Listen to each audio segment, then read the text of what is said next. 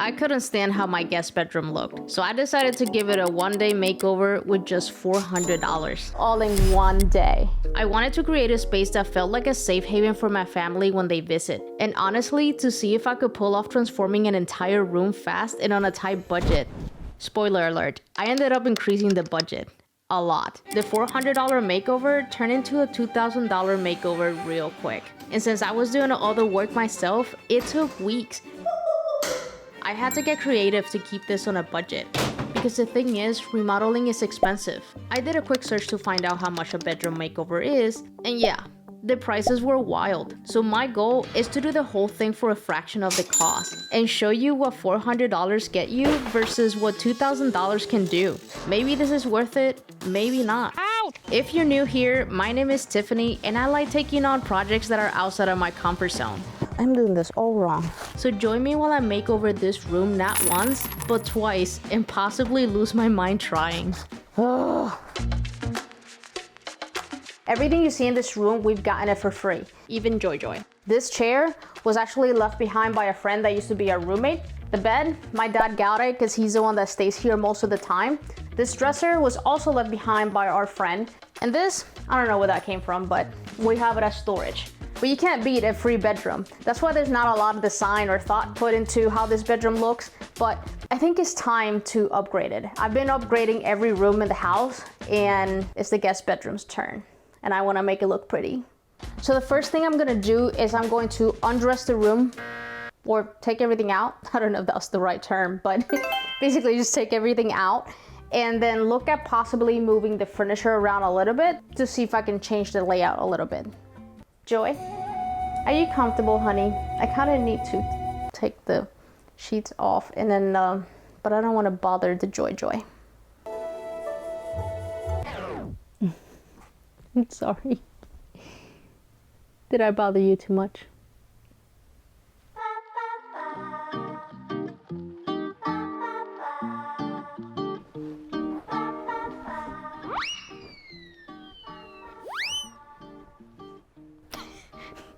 Nothing matches here.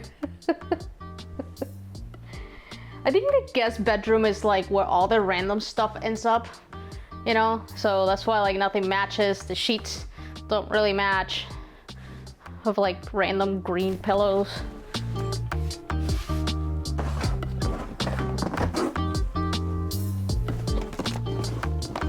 Anybody remember the Wii or the Nintendo 64? This is my Nintendo 64. It is like full of cat stickers. Look at all the games. This one right here and that one, absolute favorites.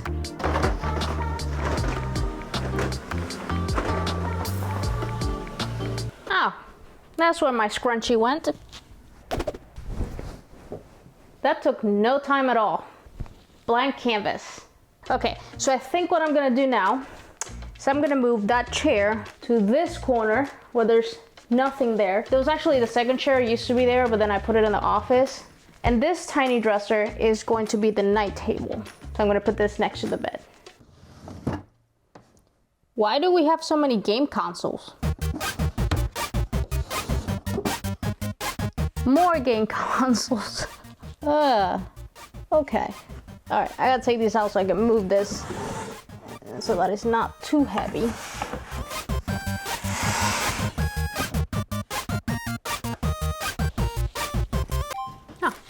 It's always interesting what you find behind these things. I really want to paint or refinish this dresser, but since I'm trying to do this in one day, I'm not going that route.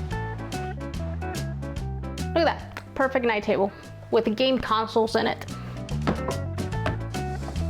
Whew, that left me a little bit out of breath, even though it wasn't that much, but that last drawer was kind of heavy. I would have liked to center the bed in the room where I could have two night tables, but since I only have this one, I'm gonna leave the bed there. And then I gotta figure out how to put something or fill up that wall, because now that wall looks empty. And this corner needs a little something. But first, let me show you what I got for this room.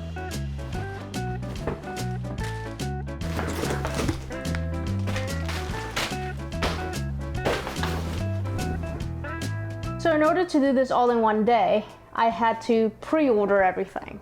And with the help of a mood board, I order what I think will work together. Now the problem with ordering things online is that you can't really see the colors all that well. I mean, yes, it shows you the colors, but will they look good in this room?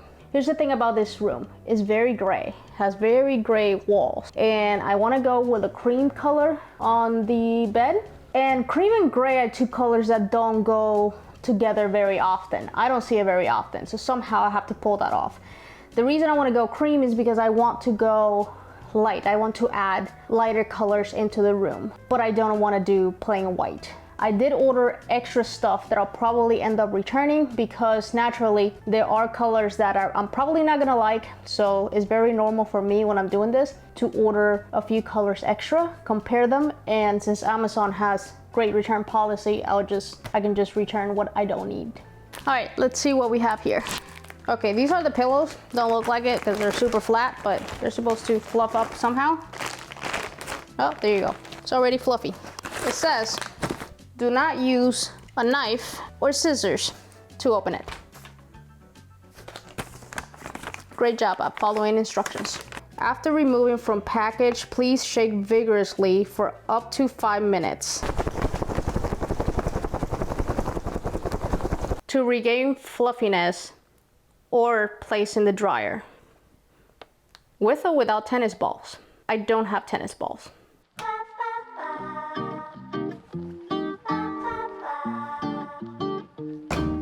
While I fluff these pillows in the dryer, let me tell you about what I'm having for dinner tonight.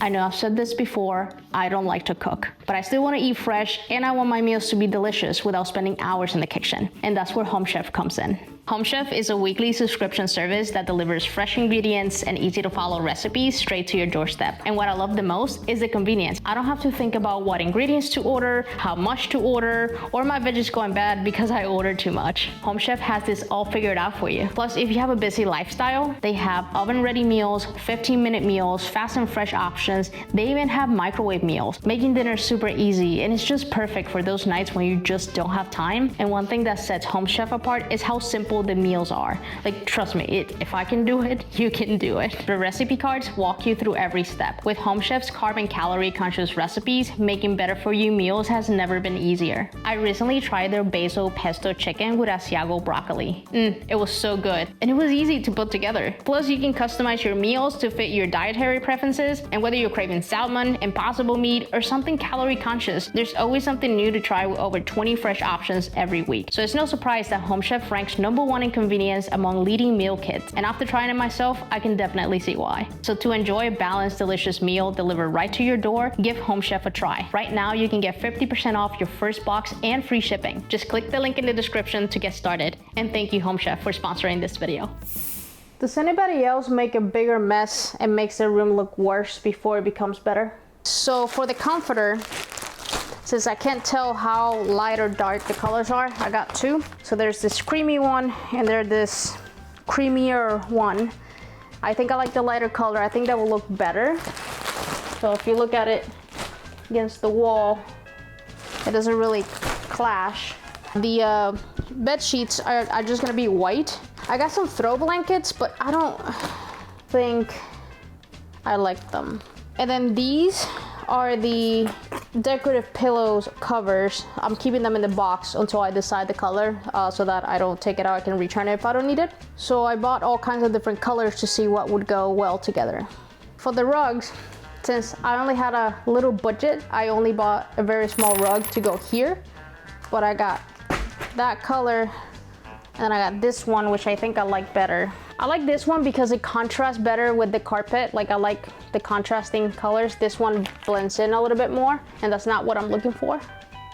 But I think this one's the winner. So these are 12 by 20 and these are 18 by 18. So I ordered two different sizes to kind of add a little bit of variety when I put them all together. Do not open with scissors or sharp objects. Yada, yada, yada. There you go. All right, I'm gonna open the other one and then they're going into the dryer.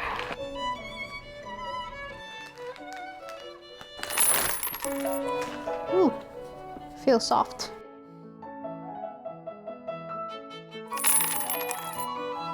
Looks like the comforter has to fluff up, but It doesn't matter because I'm gonna run it through the washer anyways and then dry it, and when it dries it should be all fluffy. But now I have some major decisions to make about the colors of what I want the decorative pillows to be. And I think the way I budgeted this is I'm gonna have 2 of the 12 by 20 and 2 of the 18 by 18s, and these comes in 2 packs.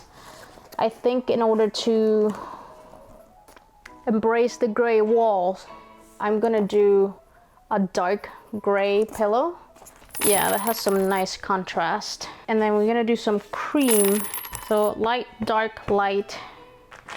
And this one right here, this one has a little bit of texture and it has cream and gray. So I think that's gonna look good. We'll see. I went into the pile of stuff I already own, and I have that throw blanket, this throw blanket, and I actually think I got them at 5 and Below. I got them a while ago, maybe a few months ago. So they were only $5, which is a really good deal. The 2 throw blankets I ordered didn't quite work. So I might have to go to the store and get a couple things that I'm gonna be missing for today. So before I put this on the bed, I'm gonna throw it in the washer and then dry it so that it's all fluffy. It definitely fluffed up. It's not like super fluffy, like it's still like a thin comforter because it's not a, you know, it's not an expensive one, but it's still nice. After getting the fluffy stuff out of the way, I started putting the bed together. And by the way, I'm pretty sure I'm making this the wrong way.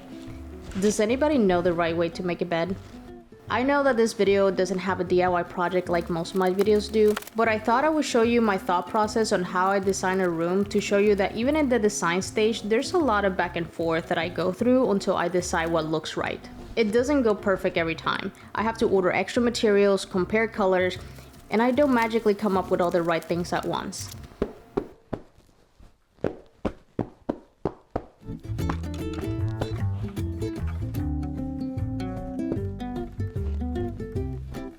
So if there's something that I've learned from looking at hundreds and hundreds of pictures on Pinterest, to make a bed fancy, you just add pillows and layers of comforters, blankets, and throw blankets. And I guess by adding all those layers, it makes it look a lot better instead of like really plain, you know?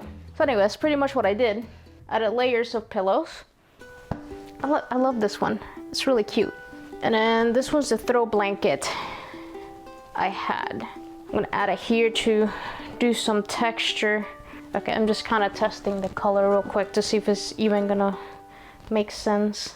The other throw blanket I have, I really wanted to use this color, but I don't know, I'm not feeling it.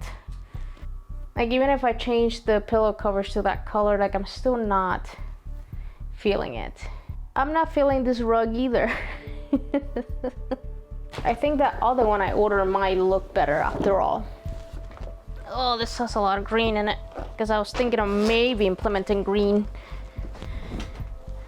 Oh.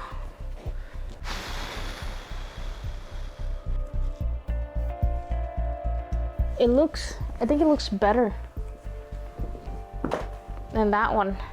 I really like this one, but for some reason, I don't know, after I put the bed together, it looks too light. I think what was also bothering me was the size of the rug. Since I was on a small budget, I got a little rug rather than a whole area rug. Since I can't decide, I have them both in here so I can stare at it for a little bit until I make a decision. I love fake trees. I love fake plants in general because I don't have to take care of them. Usually if I have a live plant, they die on me. So I got this tree to put it on this corner over here because it looks kind of empty. So now what I want to do is just fill up the space a little bit so that the room doesn't look empty.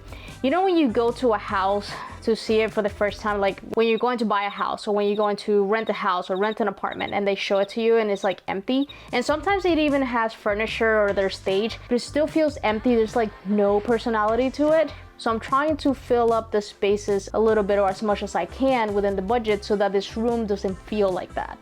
It looks so cute. I gotta find a planter though. I don't have one for it. So I gotta go to the store and get one. But first, I'm gonna hang these, and then I'm gonna show you what I'm gonna do with this wall over here, which is not much, but I'm gonna hang these first. So my friend texted me about the rugs. Now I'm gonna ask Tony So which one do you think looks better? Pink one. It's not pink, but I'm assuming you mean the lighter one. Are you sure it's not pink? Yes. How sure are you that it's not pink? It's reddish. It's light red, but not pink. Light red? Yeah. Sure, it's not pink, it's light red. So my friend Kim said the lighter one, you said the pink one. I like them both, I just can't decide which one looks better. But I think after putting these here with the lighter color, it will look nice. So thank you for helping me make my mind before I drive myself crazy in here. Bless you. After I made up my mind, I installed the new wall art. Luckily, the new wall art covered the screw holes from the last canvas.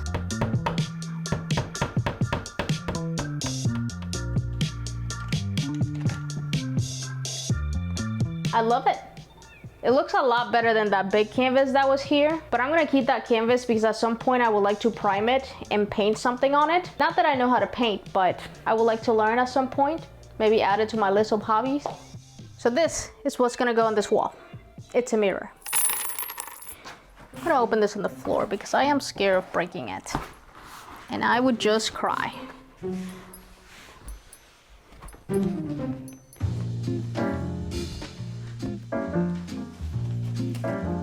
So this mirror has the little stand, so you can it could just be a stand-up mirror, or you can hang it. It does have the thingies to hang it. So either way, I like that. Okay. But I think I just want it against the wall there because, again, due to budget, like if I was doing this on a bigger budget, I would have some sort of furniture or something here, and then I would, you know, fill this wall with something else. But since I have nothing else, I thought a mirror would be a good idea because I personally like to have a whole body mirror instead of like little bitty ones that you can use in the bathroom. So that is something that I felt like was really missing here in the guest room, is to have a full-size mirror. The last thing that I have here with me is the knobs that I want to change. And then I gotta go to the store to get a couple things to finish up the room before they close because it's getting dark outside, it's getting late, so, ooh. These are really tiny.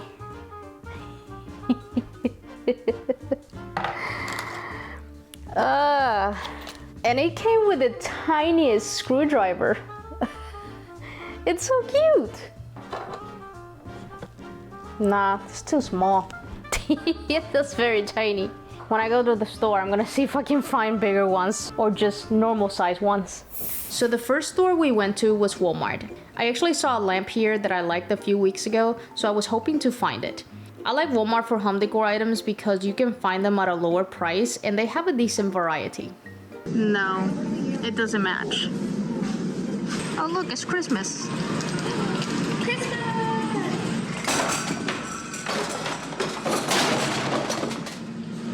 Would you stop breaking stuff?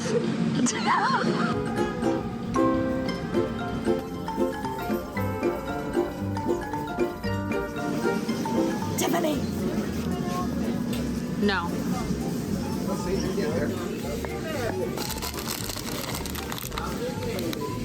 Tiff did not just put pumpkin pie into M&Ms. Gimme.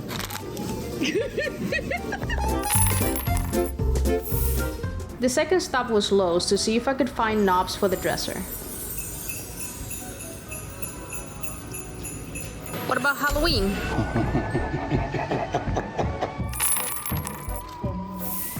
Our last stop was Ross, and I love looking at discount stores for home decor items because you can find them at a much lower price. So I found a basket to use as a planter. It is a lot cheaper than the planters at Lowe's because I found one that I really liked, but it was a lot more, so I'm going to use this basket instead. I like the one next to it, the dark gray one. Yeah. Ooh, this one's soft too, and it's kind of bumpy. I like it. I think I'm going to use that as a contrast on the comforter. All right, take that one. Let's see how much it is to make sure it's still in the budget. $12.99. Yeah, I think I can work with that. So you see how like wore out this is? And I had a round one here for that reason, but it still like doesn't cover it quite well. So I think this one's gonna look a lot better. See, it covers it mostly, and then that way it's like, it's not even like a focus on it or anything. This is so cute, I'm so excited. All right, spiced pumpkin, because we're in October. Well, by the time you watch will be October. It's still September for me right now. Oh, I love it, that actually looks really nice. All right, let's change out those handles. That is much better. There you go. I know this dresser is like in really rough shape, but I think the knobs make it look a little bit better, you know, better than this. I think in the future, at some point, I will refinish this or paint it or something, because it is really rough. But again, I got it for free, so I can't complain. I added a couple like foam pieces in here so I can raise it up so it looks a little bit taller. I have to add moss to it, but I forgot to check if I had any. I thought I did, but this is all I have. That's definitely not enough, so I'll do that later so that it doesn't look empty. There's an art to casually throwing things so they look cozy but not messy, and I'm embarrassed to say how long I spent trying to make it look that way.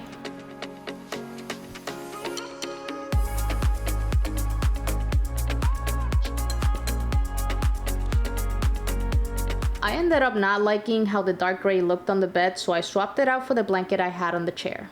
And if you're curious about the final cost of this makeover, it was $412. That last blanket broke the budget, but it was worth it because it completed the look that I was going for.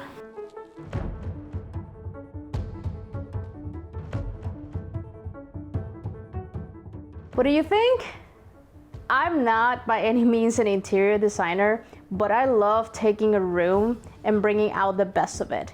And this was very challenging because most times when I do a room, I get to paint the walls, which gives me a blank canvas and the color that I want to work with. But when I did this room, I didn't get to change anything. Like, I had to work with what I have, and I had to pick things based on what would look good in here. I didn't even get to pick new furniture, nothing. Like, it was challenging because I really had to look. And then on top of it, I'm doing this on a very low budget, and I really wanted to get this done in one day because all my projects take a lot longer and I always go over time. So I really wanted to try and get it done in one day. And I'm proud of myself because I did. I was scared that I would start opening boxes and everything and that would not like any of the colors and that I had to reorder things. Gladly, everything worked out. Is this my favorite design? No. I think it looks great for a guest room. I think this is very comfortable as a bedroom for anyone, really. To be honest, it looks better than my bedroom. I'm kind of embarrassed to show you my bedroom, but that will be a future project. It does look better than my bedroom, but it's not the final design that I'm looking for. So I think what I'm gonna do is I'm gonna up my budget and take the room from where it is and maybe see where I can take it with like $1,000 budget and see what difference that will make to this room.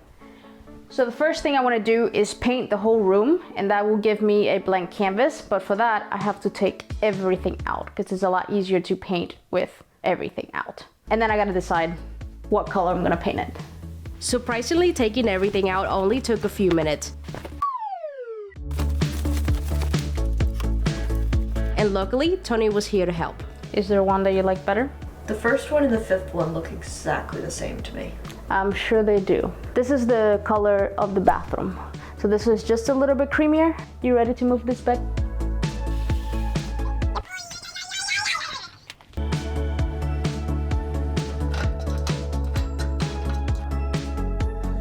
After we took everything out, I was getting ready to test more samples, and Buddy was finding ways to keep himself entertained.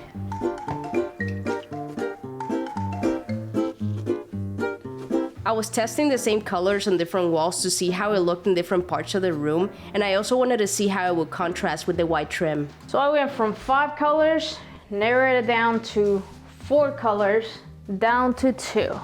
This was a very hard decision because picking colors isn't easy. But I think I'm going to go with the lighter color, which is called Creamy. It's actually very close to the bathroom color, which is just a hint darker and creamier. The good thing about having such a light color is that I can pop the color everywhere else with the bed sheets, the decor, the pillows. the fixtures, things like that. So now that I have the color all picked out, I'm gonna send Tony to get the paint so that I can keep working on this wall. Tony, Yeah, can you get paint for me? Please? I'll try. Just hand them that with those notes, don't know what to do. I have to rant about this wall. Some of you pointed out on the last video that these were not centered with anything, not the bed, not the wall, and you're absolutely right.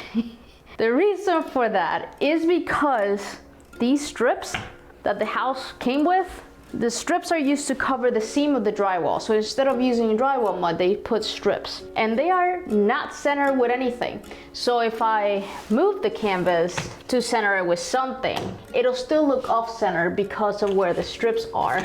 And that was part of the reason why I put them there, because I did center them with these, which ended up being above the little nightstand dresser. But I am going to fix that now because these strips bother me. And if I center the bed, I actually spent quite a bit of time trying to think how I was gonna center everything or make it look, I don't know, somewhat symmetrical with the strips being so off. I don't plan on doing drywall mud on the strips, which is what I've done in the past. I did it in the office, I did it in the bathroom, but it's time consuming. I don't like doing it, so I want to go an easier route, but I still want to make it look good, which is why I'm doing the pattern wall. So I'm going to lean into having strips, but I'm going to make them look like they're there on purpose instead of just slap them on a seam. You know what I mean? Come on.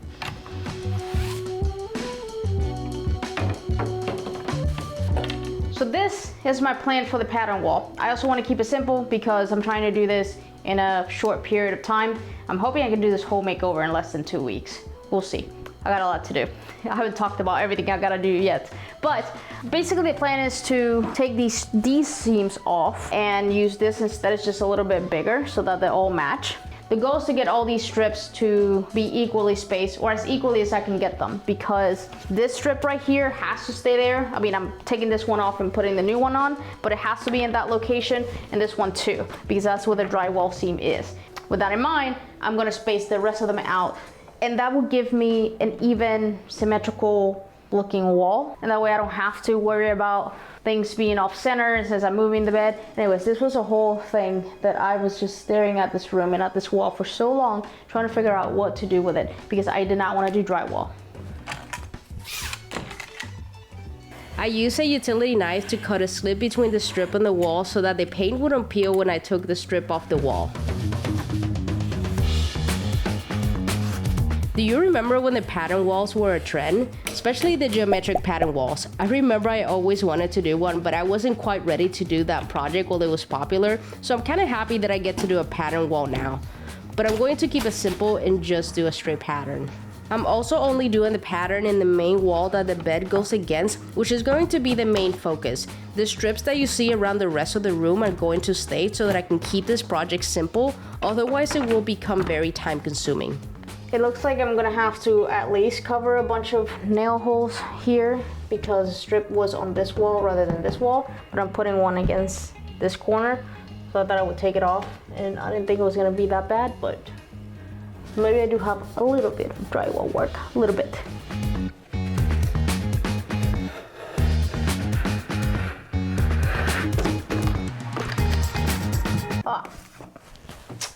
This is what happens when you don't use the knife. So like I didn't do that section very well. See how it's pulling the paint? And it just pulls it off. When that happens, to avoid it, keep peeling all the way over here, I just take the knife and just kind of cut around where it ends, and then just peel that part off, and just right where I pass the knife, it'll stop peeling there. So there's like 1,000 little nails like that after I took the strip off. So I just have to hammer those in. That way the trim fits flush.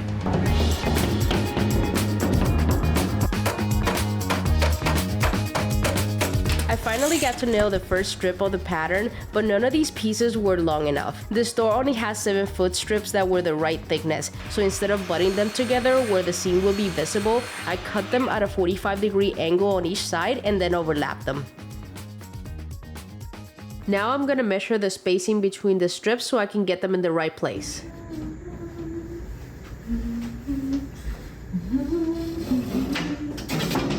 Since they kept falling over, I used painter's tape to hold them in place to make it a little bit easier. So I did the best I could to measure and make sure that they're even, but because certain strips have to go where they go, the edge ones and then the ones that cover the seams, it's gonna be a little off, mostly in this corner right here. So for those of you that love to point out when I am off doing something, that's it, that's the one. And for those who would have never noticed unless I told you, sorry. Now you won't unsee it. I'm not gonna put too many nails now until I know for sure they're in the right spot in case I have to take one out and adjust it. Before I nail it in, I'm gonna check it one more time, measure twice, nail once. I'm surprised that blue tape's holding up those strips like nothing. Huh, interesting. I'm surprised that blue tape's holding up those strips like nothing. I got them as even as I could get them. I know I said that earlier, but I spent more time on it. And I measured, and I taped, and I measured. This is like the widest space where it looks really uneven. So to kind of make up for it, I am gonna put that same piece of wood here in the corner, and then I don't have to do that drywall repair I thought I had to do for this whole corner that I ripped out. And that'll also space it out enough to where it doesn't look as uneven. You know what I forgot to do?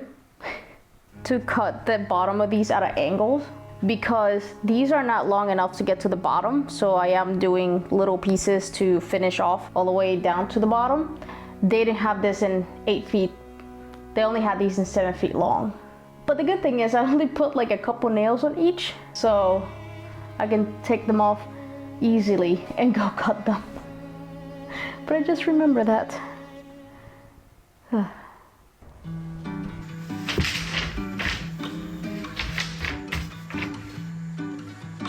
All cut, now let's start nailing. Except that I gotta take the one nail out. Oh, okay, give me 1 second. I'm doing this with one hand because I'm holding the camera and it's not working out.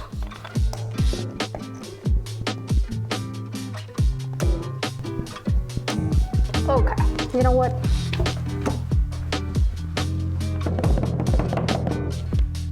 There. I got your paint. Oh, thank you. What took you so long?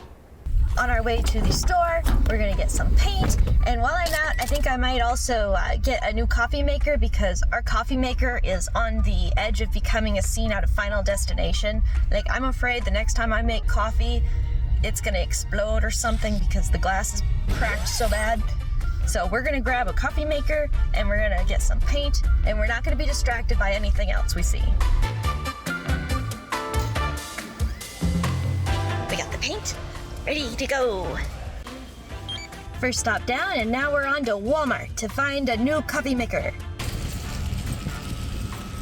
We've got lots of options for coffee makers. Ooh, that one's pretty. It even says it's beautiful. Oh, it's got one of the Charlie's Angels on it. That's how you know it's gonna be a good coffee machine. Mission accomplished, but I'm hungry, so I'm gonna look for some food before I leave.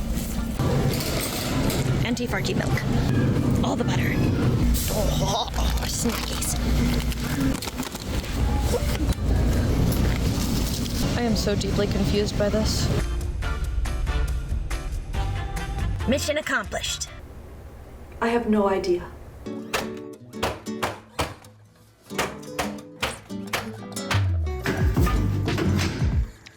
Yes. Once I get the wood strips in the right place, I nail them in using a nail gun, but then I ran into a small problem. Easy fix. I used the multi-tool to shave off part of the strip so that I could slide the corner piece in.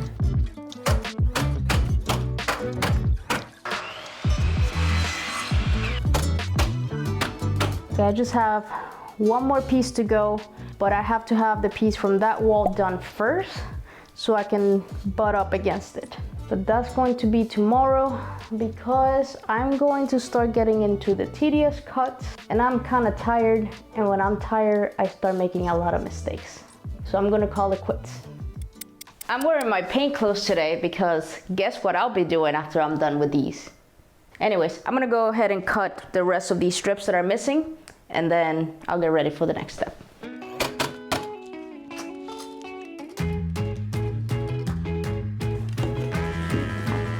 After I got done nailing the bottom trim piece, I wrote down the measurements for each of the small strips and cut them all at once.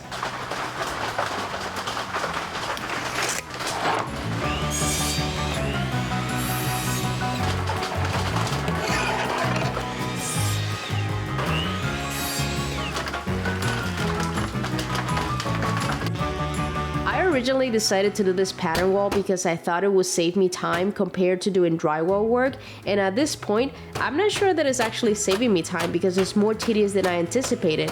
Even though it's simple, trying to get everything lined up and level is time consuming, but I do enjoy it a lot more than fixing it with drywall mud. I enjoy doing woodworking, so cutting these to the right size and making it look right is something that I have the patience for, versus when I'm doing drywall work, I just want to get it done and over with.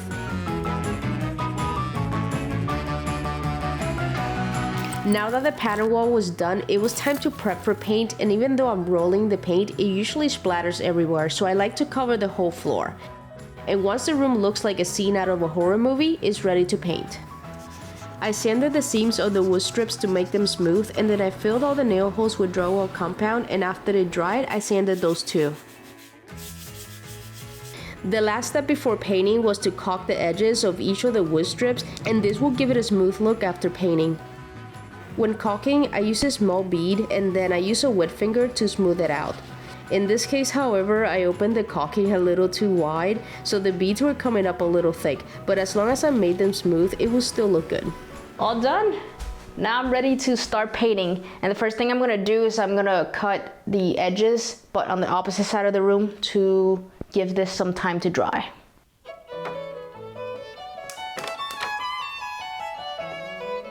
I like to cut in around the trim first and then roll the paint afterwards so that the roller can hide the brush marks. I'm also brushing the edges of each of the strips on the wall because the roller doesn't get to those very well.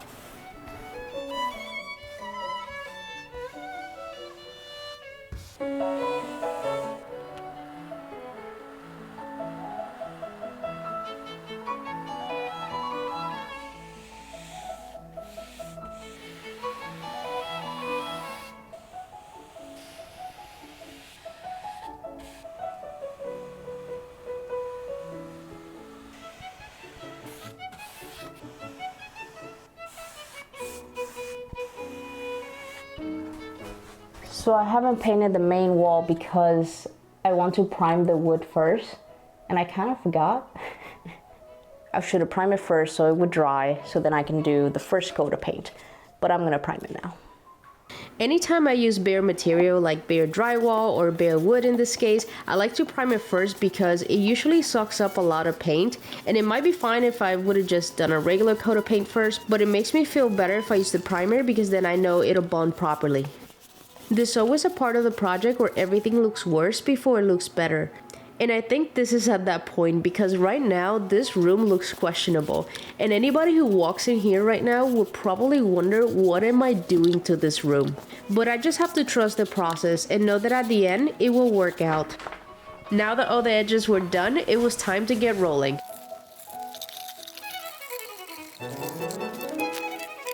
I've seen videos of these professional painters that can do a whole wall in like 5 seconds. Have you ever seen those?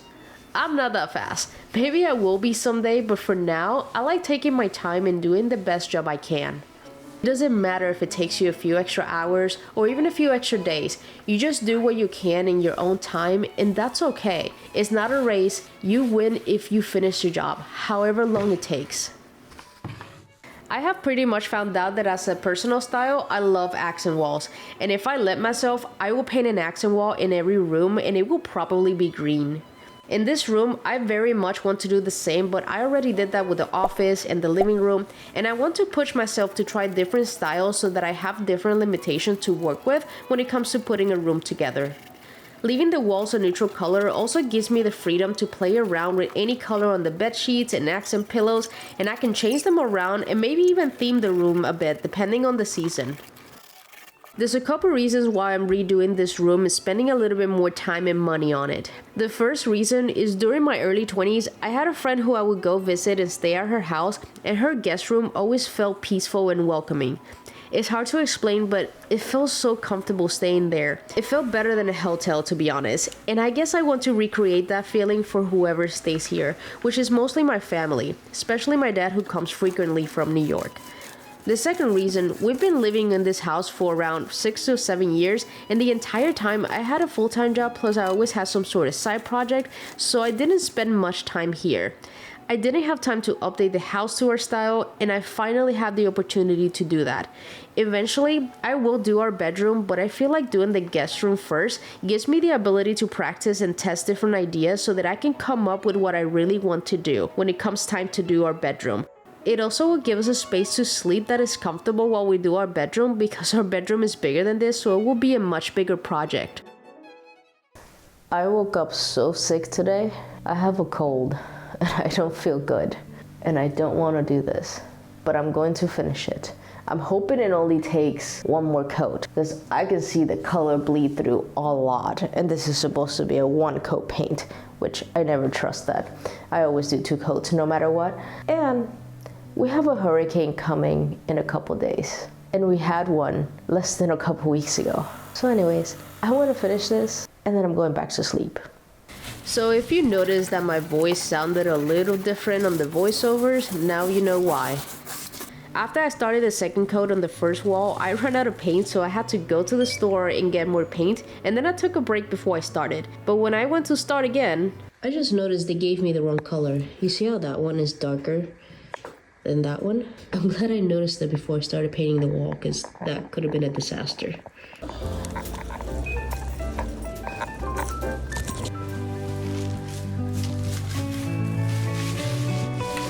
After the second coat, I could see a little bit of bleed through in some areas, so I ended up doing a third coat. And if you're curious, the cost of doing this pattern wall plus the paint was $232. Painting for me is one of the most exciting parts of a project, because it's one of those things that completely changes the room and gives me a blank canvas to work with.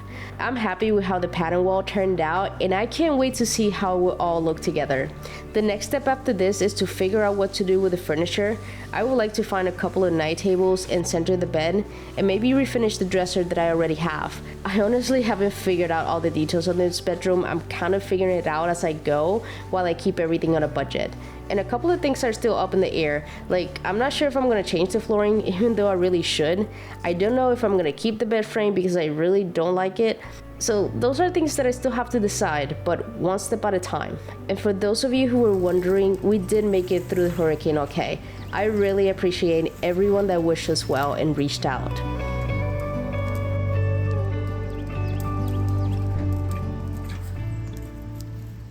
Now moving on to furniture. Buying brand new furniture is expensive. My goal is to use free furniture but still make it work with the overall aesthetics I'm going for in this room. And I already have this little dresser that was left behind when our roommate moved out. The problem is that it's too small for the space and is outdated. I also need a pair of night tables, which luckily Tony's mom had these, and I think they will be perfect as night tables. The problem is that they need quite a bit of repair. So it's in bad shape. But you can't beat free furniture. They need a lot of work though. This top is not coming off without violence.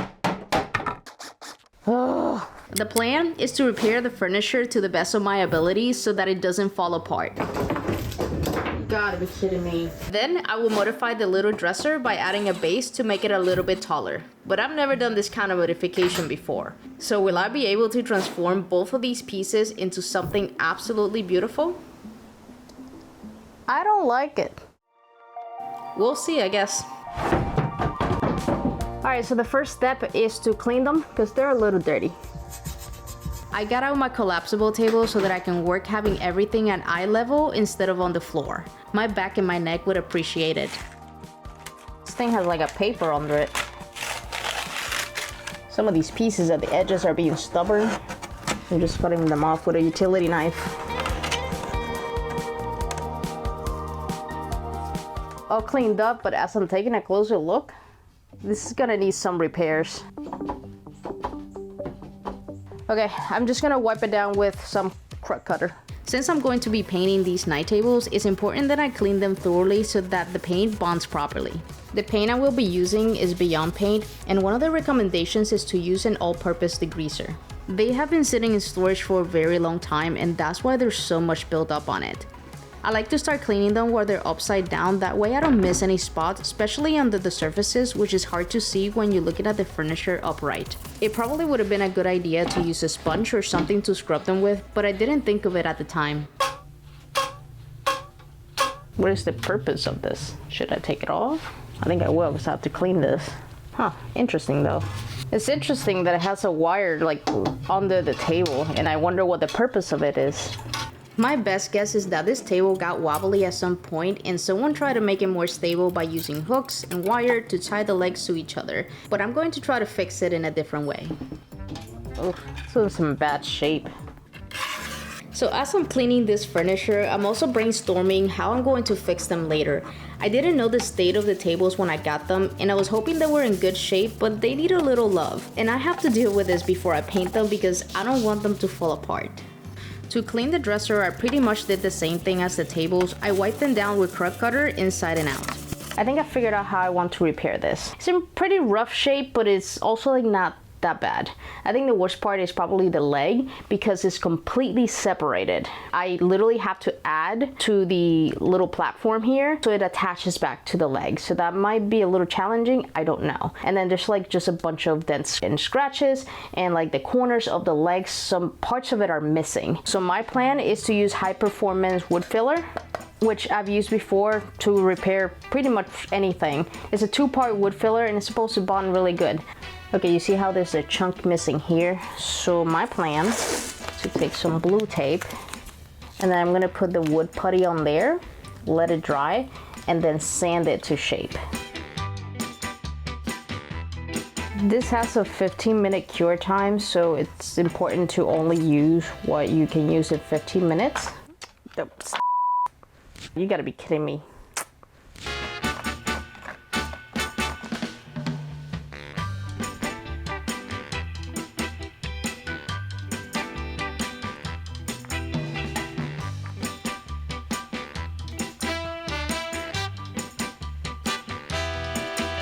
A freaking giant bug in here. Look at it. You see that? Okay, it left. Now I can continue working. I have to say, I've done quite a few repairs, but they're usually on flat surfaces. This one, where I have to try and shape it by sanding it, is the first one for me. So at this point, I'm not sure if this is gonna work. It just feels like I'm doing plastic surgery on wood. The flat surfaces weren't all that challenging. After this wood filler dries for about 20 minutes, it gives you the chance to shape it or cut off the excess before it completely cures.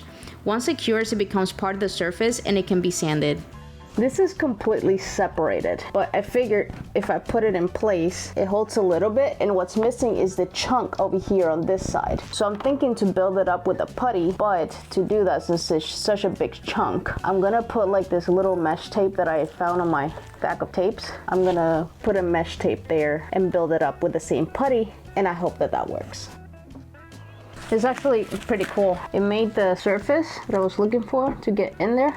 I thought it was gonna stay in there, like it was gonna bond and glue itself, but I guess it didn't. So I'm gonna do a little bit of wood glue. The rest of the dents and the scratches and stuff, I'm just gonna do them with regular wood filler. And my goal isn't to get everything to that so that this looks brand new, even though it'll be close once I paint it, but just enough so there's not chunks missing off of it, you know? This one's actually not in terrible shape. There's only like 2 little chunks missing, and it is loose down here, but it's not like I don't have to do what I did with the other one where I had to like build it up to get it back in there. So I just have to glue it. So when I'm done for today, I'm gonna put wood glue in there and clamp it down, and hopefully they'll keep it in place. So I'm gonna sand the first corner, but I'm a little nervous because I'm afraid that I'm gonna sand it off. I'm gonna start slowly with the multi-tool to just kind of have control where I'm sanding. And if it's too much, then I'll just hand sand it all. But I wanna do it with the power tool first to get it to the right thickness, and then I'll shape it with hand sanding.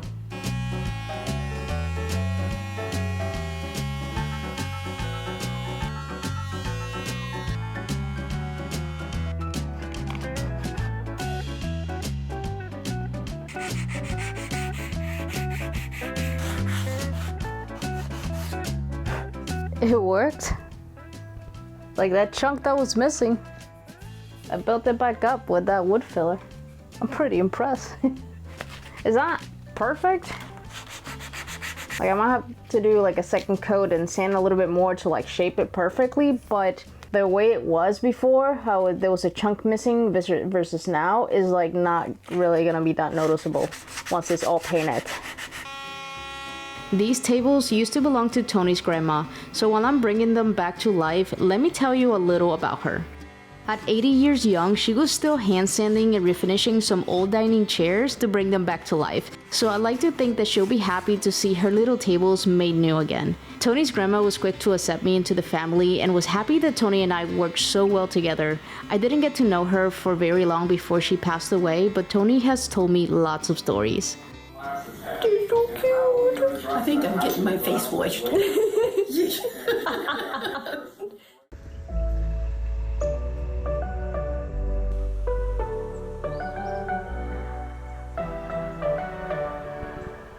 It is 63 degrees outside right now. It is the first cool day we have after we had 2 hurricanes try to kill us back to back. So I am very much enjoying the moment. Okay, I'm gonna work now. So I have to do a second pass of the wood filler on a couple of spots here and then sand it. But then after that, that should be good and I should have these tables done. So after I'm done doing that, then I get to figure out what I'm gonna do with this dresser.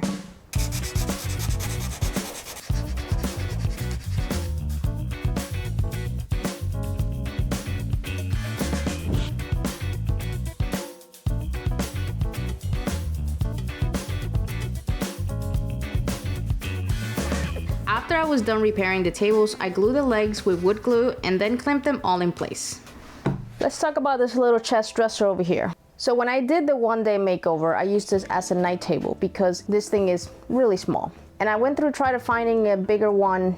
It didn't work out. So I'm gonna keep this one, and my goal is to make it a little bigger, especially taller. I wanna add at least 6 inches to it. And I can't really make it much wider unless, I don't know, I really do some modifications, but I wanna see if I can add like an inch, inch and a half to the width also. So the way I'm gonna do that,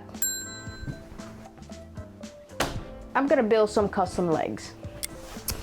First, I wanna add like a little skirt, this that you see here. It's not necessary, but I'm thinking it'll add like 3/4 of an inch on the height. And then I can do legs that are 5 to 6 inches high. And then maybe on the side, I'm thinking to add like a little trim around it to just add a little something something. And then I'll change the top so that I can make it a little bit wider.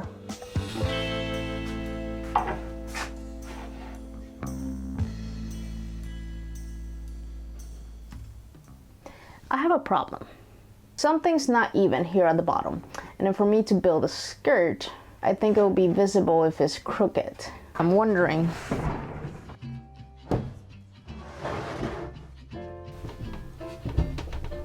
Yep.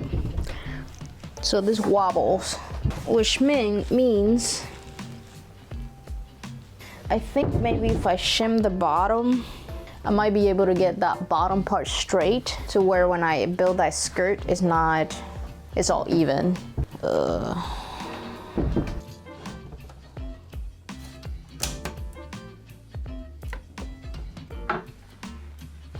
Yep, I think that's gonna work.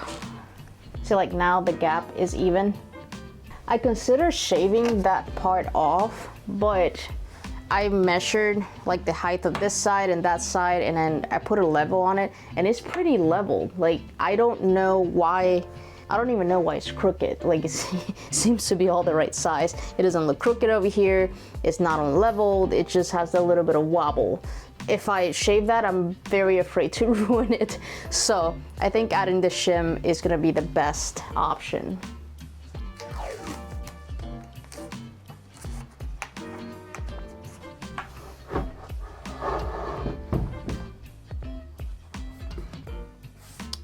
There.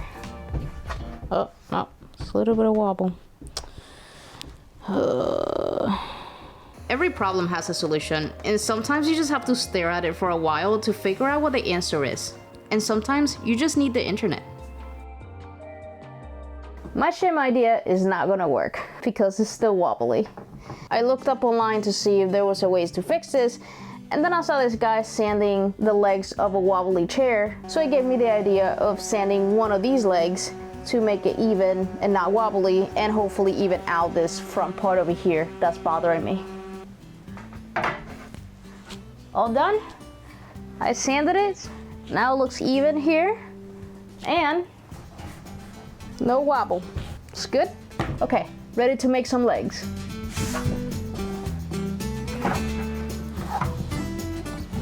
Before I can make the legs, I need to make the skirt. Before I can make the skirt, I need to repair some of the dents that this has, because it also has dents just like the table. So I'm gonna repair them the same way. I also have to repair the cracks. There's like a couple cracks on this side, so I'm gonna fix that with CA glue. I also need to build some support around here that the skirt can sit on, because the skirt is also gonna serve as support as the legs. Does that make sense? Okay, what did I say the first thing was?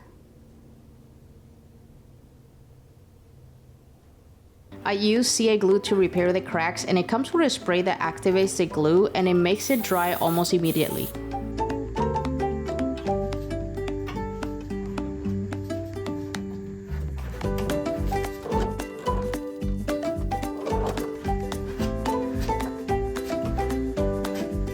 Okay, so now for the skirt, I don't even know if it's called a skirt, I just call it a skirt.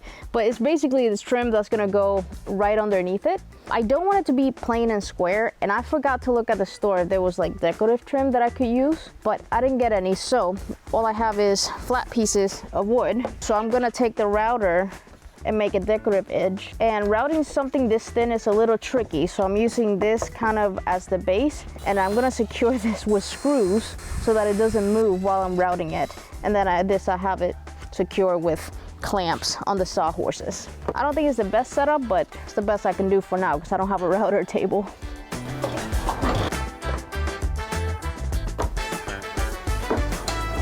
Every time I have to change the router bit is a struggle. Ouch. There.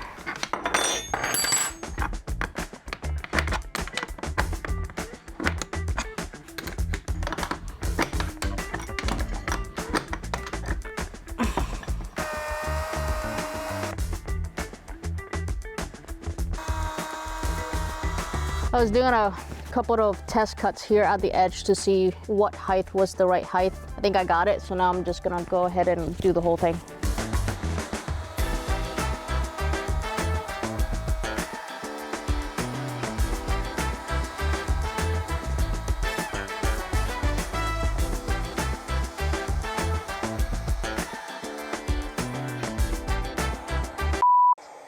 That screw is in my way, so I'm hoping I didn't ruin this or that I can cut the pieces. Let me make sure the other one is good. Oh.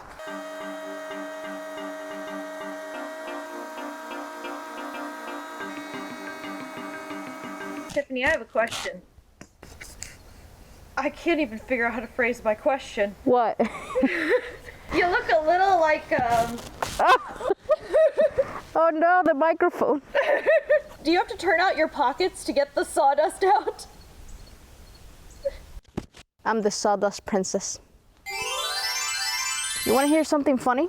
I have baseboard in storage that is the same exact edge I just did on that piece. So I could have just used that as my little base skirt. and nobody would have noticed. But I didn't notice until now. I didn't even know what the edge was gonna look like because it's the first time I used that. It just says OG. I'm like, okay, let me try it. Hopefully I like it. But it looks like just like the little trim that you see on baseboards.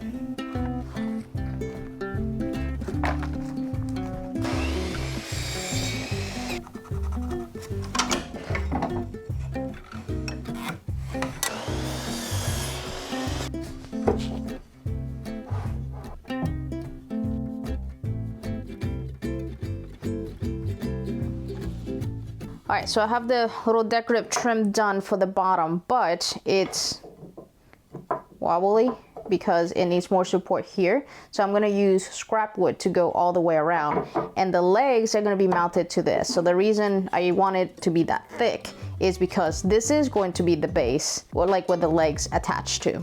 For scrap wood, this can go here in the back. That can be in the front. I think this one's enough for both sides.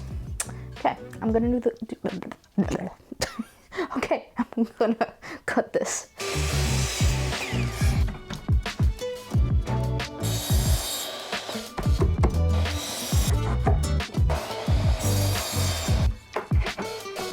So I got it all framed out. I just gotta secure it in place for this back piece because there was nothing here before. I used a thick piece of wood, and I'm gonna secure it with pocket screws and wood glue. And these, I'm just gonna use nails and wood glue. And that is gonna make it thick enough to hold the trim that I'm putting and to support the legs. So part of why I'm doing this too is so that there's enough support for the legs.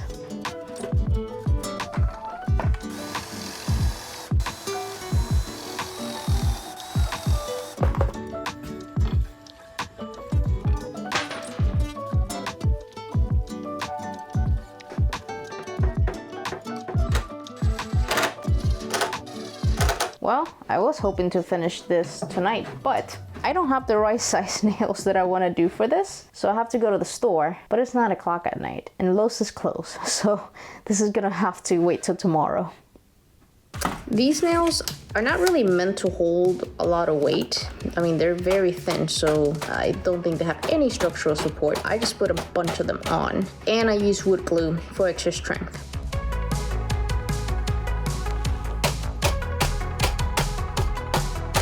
One of them came out of the other end. 2 of them. Ooh, no, there's more. What? Maybe I have to rethink the nail part of this. This won't work without a battery.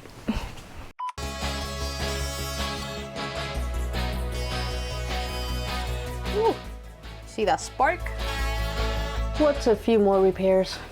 I don't know why I decided that nails would be the best idea to do this instead of just using screws, which I have hundreds and hundreds.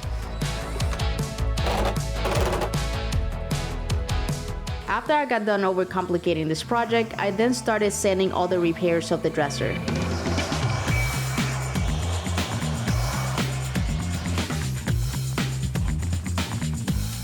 Now that I'm outside in the light, let's admire the repairs. I'm actually pretty impressed that I pulled this off because I was not sure.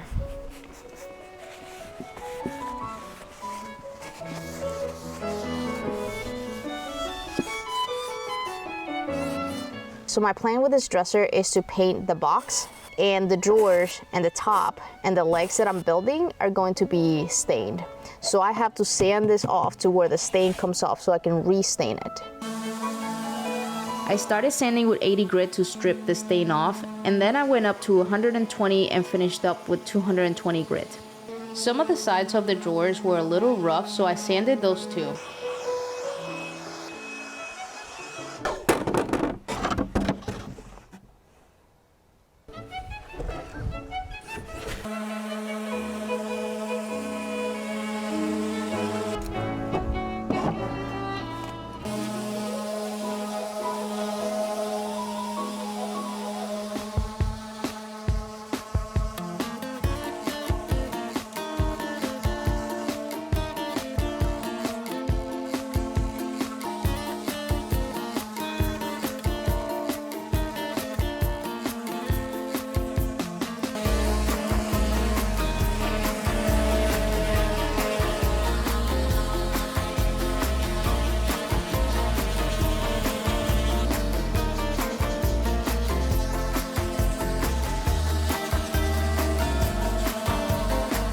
Alright, that was a long sanding session, but it had to be done. So I wanted to do this first, but then I realized that sanding the dresser first will be better because it'll be easier to do it first. So now I'm gonna put the trim that goes at the bottom. I put this one up already with the clamps and I glued it. I'm gonna use wood glue and nails. And nails should be okay for this one.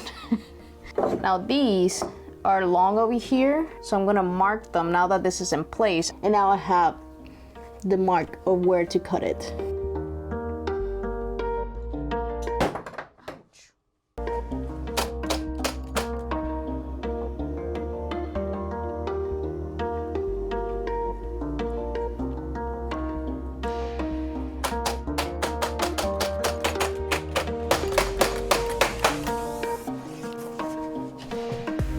I want to see what it looks like. Look at it, it's so cute. Nice. I see potential.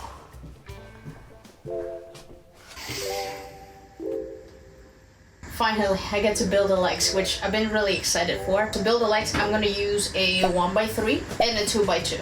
The design of this wood base I'm building is not something I came up with. I actually got this idea from DIY Wife. She has a tutorial on how to make this base and I pretty much follow that. I've been a longtime fan of DIY Wife's channel and I remember watching this video a long time ago and wanting to make a furniture base at some point, and I finally have the perfect piece of furniture to try this on. To make the angle on the front, I just kind of eyeballed it and marked it where it seemed right, and then I turned my miter saw to match the angle and it ended up being 10 degrees.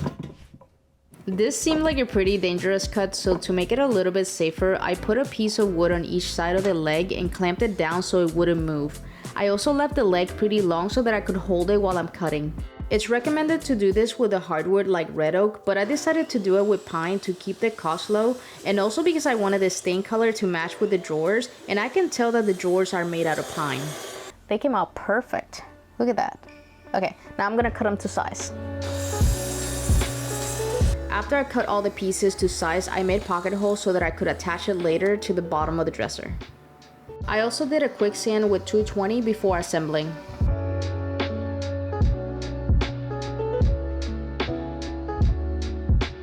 I'm leaving a little space there. It's about 1/8 of an inch. To make it consistent, I'm just using the woodworking ruler to push it back. Same distance. And then I'm gonna try my best to do the screws on this without shifting it. There you go. Nice. Let me get a wet napkin so I can wipe off the glue before it dries.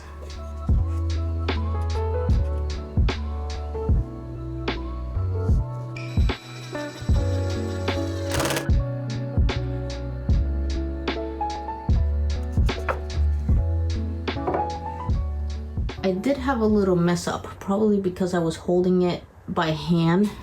So this was supposed to be flush with the top of the legs and it wasn't on the first side, so I just made it equal on both sides. You see how there's a gap.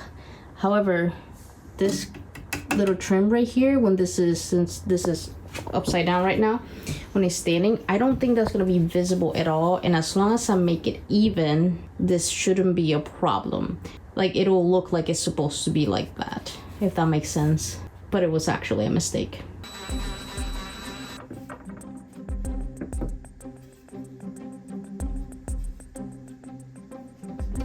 Trying to find the right way to hold this in place to attach the feet was actually very challenging because it was awkward and I was getting really annoyed.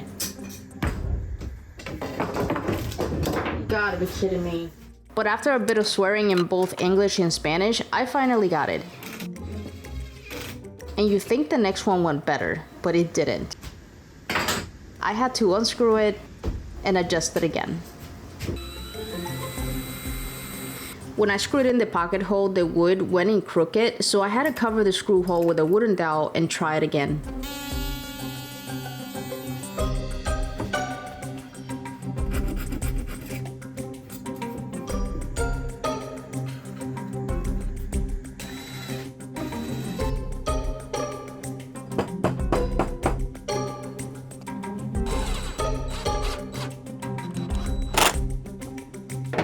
And those last 3 pieces kicked my butt. But came out nice. Very nice. Okay, what now? I'm not gonna attach them yet because I gotta paint this and this gets stained. So it's better if I leave it separate for now and I'll attach it at the end. But I'm very impatient. I like to see what things look like.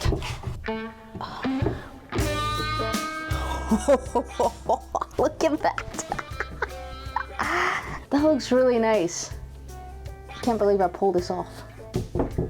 It's loose, so it's probably why it's wobbling. We'll see. I keep thinking that I'm ready to paint. There's actually more steps that I have to go through. So let's talk about the sides. Remember, I might do something with the sides. Hi, this is Future Tiffany. I'm going to save you some time from my 2-minute explanation on what I was doing and just tell you that I didn't do anything with the sides. I just didn't know it yet, so let's skip to the next step. I'm gonna take this top off. It looks like it's all screws. Let's see, I'm actually scared about this part. Oh no.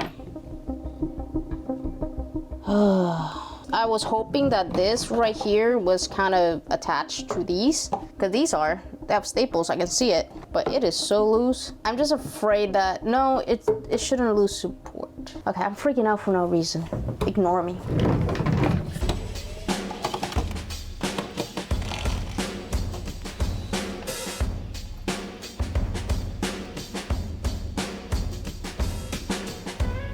Oh, what is holding the top? This top is not coming off without violence.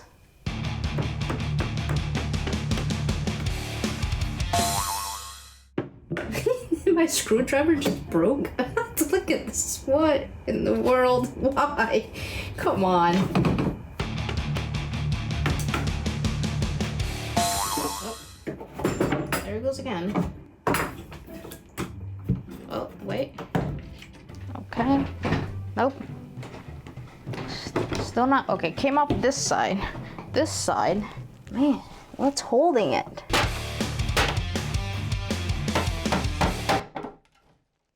Ah, they had it stapled. That wasn't too bad. I don't want to tear this back off because I don't want this to become a complete project. Like if I'm changing every piece of this dresser, might as well build a new one. So I was trying not to tear it. I would just tear up in the corner here, but it goes against the wall, so it's not gonna be noticeable. But yep, I can work with this. The top is off, but it's 8 o'clock and I wanna go to the store before they close to get more of these because I just know this is not gonna be enough. So I'm gonna get another one and I'll continue this tomorrow. That was an acorn from the trees falling on the roof.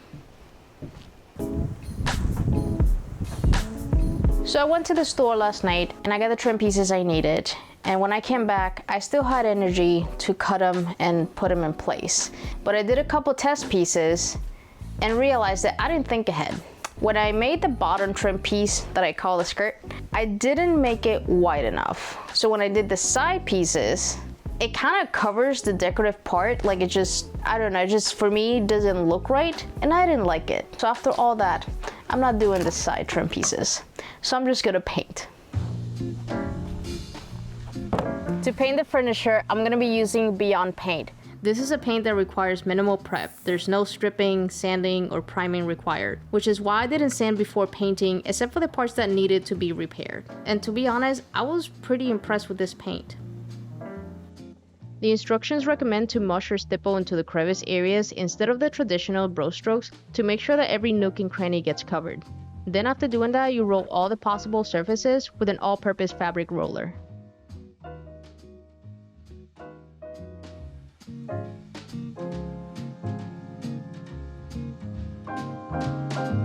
Most surfaces can be covered within 1 or 2 coats, but for the little night tables, it took me 3 coats to cover it completely, but the dresser only took 2 coats. There's a 2 to 4 hour dry time in between, and the paint formulation is slightly textured to eliminate brush marks, but that texture helps cover imperfections on older pieces like this.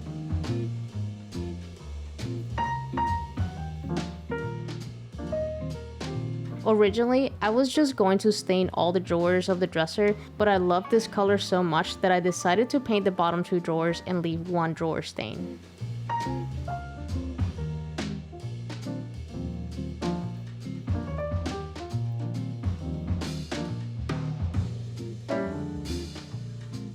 While the paint was drying, I had to figure out what to do with the top, and I was going to route it the same way I did the skirt at the bottom, but then I decided that I wanted a simpler look.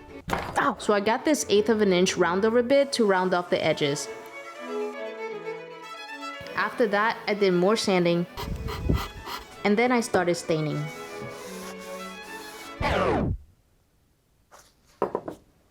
I always use pre-stain before I stain anything, and I forgot, so I started to stain this, but I stopped because this avoids everything looking blotchy, and I like the look that the pre-stain gives it. So I'm gonna do this first, and this side is gonna be what it is. There's probably not gonna be a lot of difference because the stain I'm using is really light, so it actually complements the grain of the pine very nicely, but I do want to pre-stain it. I don't know what it's gonna do if I do this on top.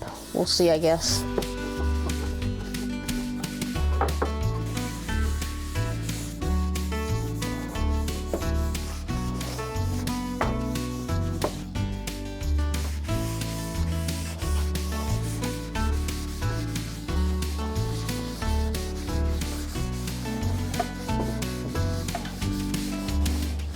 And now everything's stained. The interesting thing though is that none of these look the same color. And I hope, I hope this looks good when I put it all together, because this looks kind of the way I want it to. It's like nice. The golden pecan it does give it that golden touch, but it's not too much. It's not too yellow. The problem with pine is that pine's really yellow. So I was trying to pick something that wasn't so yellow, but then look at this. Very yellow, but it does have the pre-stain still on it, so I think it's just wet from that. So when it dries, it should be lighter, hopefully. And then this one, because this was stained at a darker color, I think it also turned out to be darker than the legs. Anyways, I just hope this whole thing looks cohesive when I put it all together, and it's not like 3 different colors going on, but it is what it is at this point. So now I just wait for everything to dry.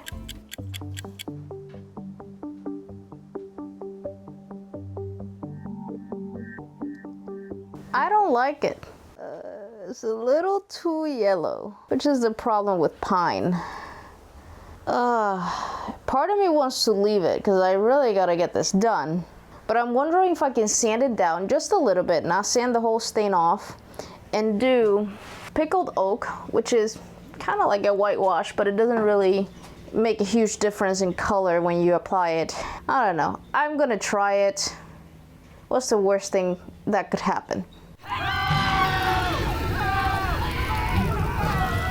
I don't like it. I don't like it now, so let's try it.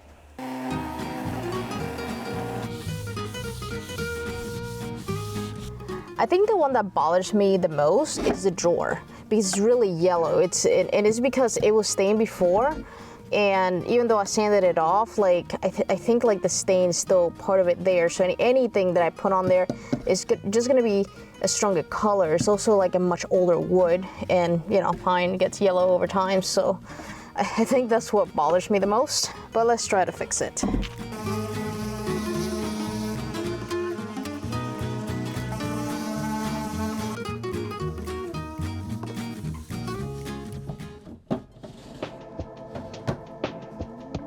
That looks better. That top drawer was so yellow and so dark, and I didn't do anything to the legs. Actually, the legs didn't suck up the stain as much as the drawer and the top did. So the legs actually match perfect right now with the drawer. I know the lighting is off here because it's getting dark outside, so there's not a lot of lighting to show it, but the legs look perfect. This now looks good. And the top looks a little bit lighter than the drawer, but that's okay.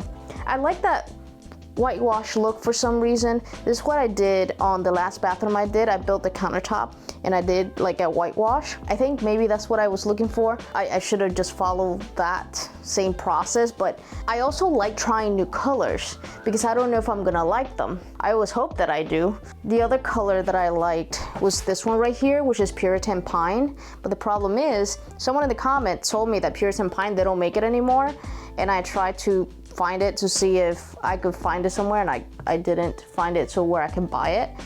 So I don't know. I have to find what the new Puritan Pine color is called. There's that one too, but I feel like that's too dark. I didn't want to go dark.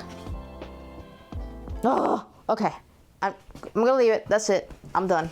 I'm gonna have to learn to like it. Except that I didn't like it, so I did 2 more coats of pickled oak. I changed my mind again.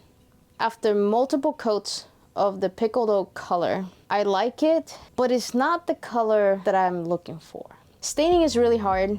Getting the right type of stain color is really hard, especially on pine because pine is so yellow. There were things like I was trying to not do an aged wood color.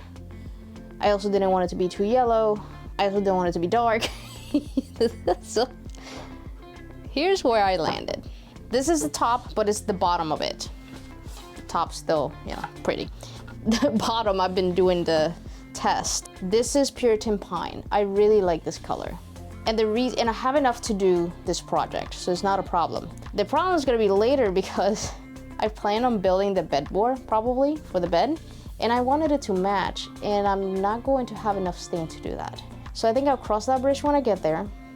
For now, I'm going to go with Puritan Pine. So I'm gonna sand everything down again and do Puritan Pine.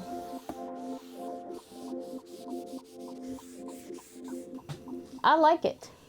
The drawer looks similar to what it looked like when I first stained it, and I was like, I don't like it, but I think all of it together looks good. It doesn't look like the brand new pine like it was before when I had it washed out, but it also doesn't look weathered. It complements the pine color is what I'm trying to say. So all I have to do is the clear coat. I'm gonna do a coat of brush on polyurethane on this, sand it, and then do a second coat with a wipe on poly. The drawer and the legs, I'm only gonna do the wipe on poly just because it's easier to apply and they don't really get a lot of wear. The top, however, because you know you put stuff on there, it can get scratched and stuff, so I like to do the brush on first. So anyways, 2 coats, 2 coats, 2 coats on the legs, and then I'm done. If you're curious about how much I spent on this project, it would have been around $229 for all materials. Beyond Paint provided me with the paint, but if I would have bought it, that's how much I would have spent. They have sizes from samples all the way up to 1 gallon available. $229 is not bad for 3 pieces of furniture compared to how much brand new furniture is these days. This was a roller coaster of a project, but I'm really happy with how it turned out. It looks really cute. The drawer came out a little bit more orangey than what I wanted it to. For some reason it keeps turning orange, but I think it's gonna work with what I'm trying to do in this room. And it looks really cute. I like it. Overall, I do like it. The knobs are the same one that I use on the one-day makeover, so I just use the same ones because I like them. And the other thing I did is I added wallpaper inside the drawer because inside the drawer it looked a little rough, so I found some cute wallpaper and I put that on. And I'm really proud with how the little feet came out.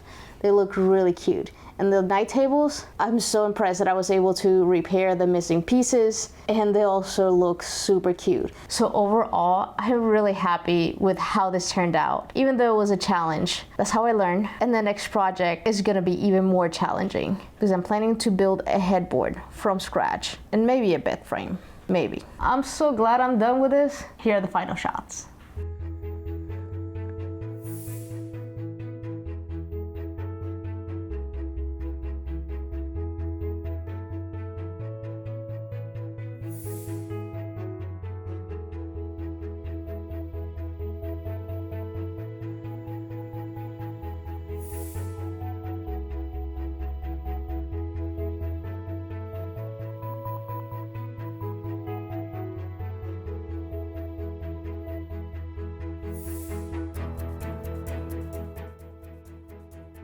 I'm so happy with how these pieces turned out, but I still had my work cut out for me. The next project did not get any easier. So I found a headboard that I really like online, but it's $600. So I got these pallets delivered yesterday, and I think I can build a high-end headboard with them for way less. So my goal is to build a headboard out of free pallet wood, but I also want it to look nice and high-end, and that can be challenging. You know, after inspecting these, some of them are in bad shape, and I don't think I can use all of them, but hopefully I have enough wood to make this headboard, hopefully. I also want to make a bed frame that matches, but I've never done that before. So hopefully I can pull this off. But one thing at a time, let's start with this pallet over here. And look what I got. I actually used one of these on the deck project, but that was all the way in New York, so that's why I don't have one. But I decided to get one for this time because the last time I did pallets, it was rough. Now, how do I actually do this? Okay, that is not how you do it.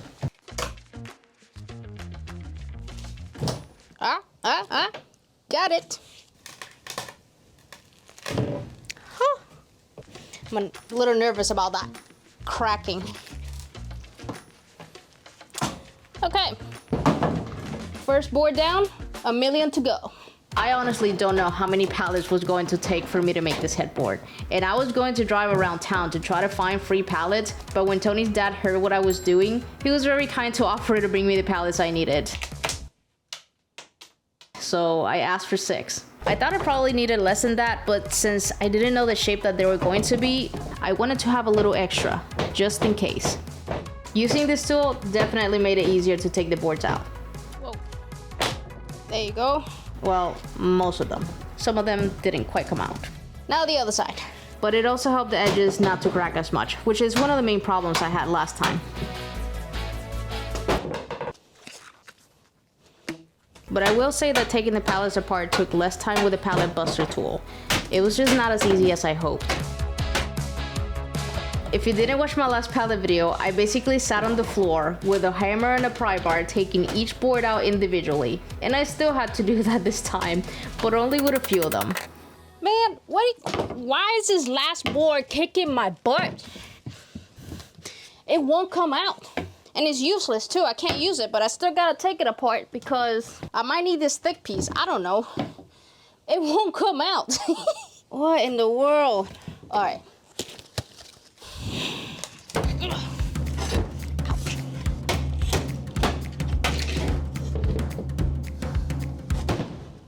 So I thought about this, and I think what I'm gonna do is I'm gonna cut the edges with a circular saw like I did last time, because I don't need the edges are usually cracked anyways, but I do want the middle intact. So I'm gonna cut the edges and I'm gonna use a fancy fork over here to do the middle.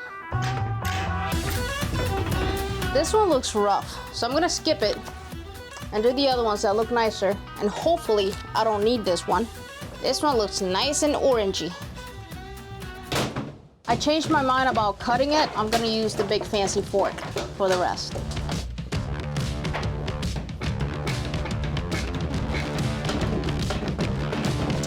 Oh.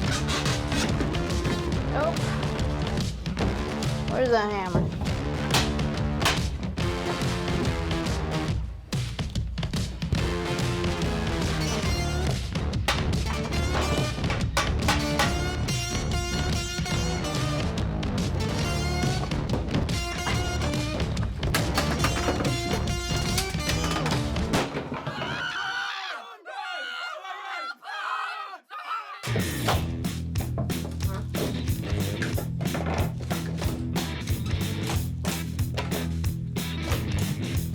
I think that side needed about 2 more nails.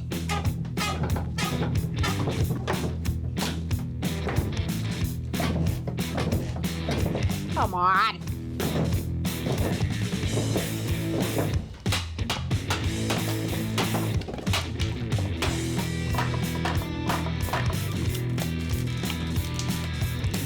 You are gonna get out. Come on. There.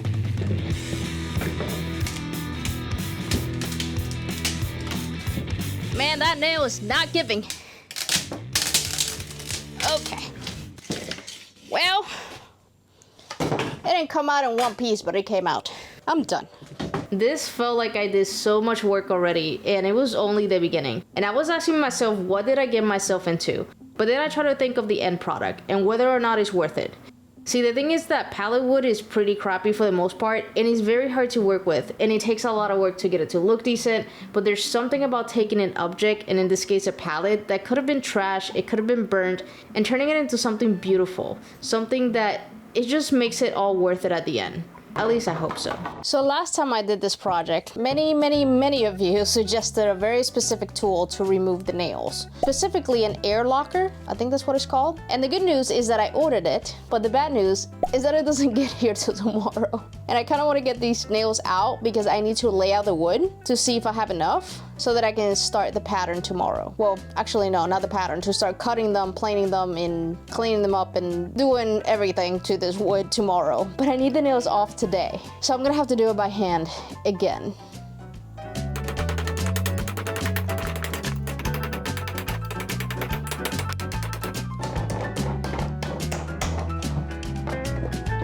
So last time I did this, I was struggling to get the nails out, especially the ones that are like crooked. So I figured out that by holding it with the pliers and just try to hold it straight, they actually come out a lot easier. See?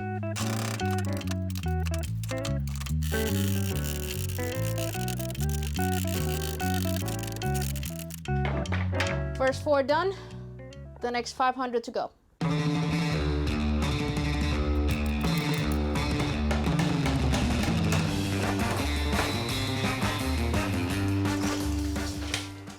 So I'm basically laying it out to see if I have enough wood. Maybe I do. So I have this, and I still have some more over there. And then these are kind of like the really bad shaped ones, but if I have to clean them up and get a few pieces out of there, I'm not against that.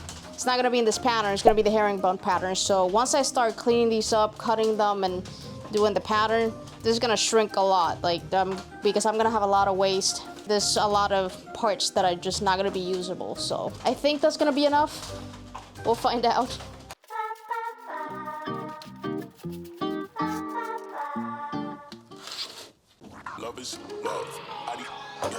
Hello there.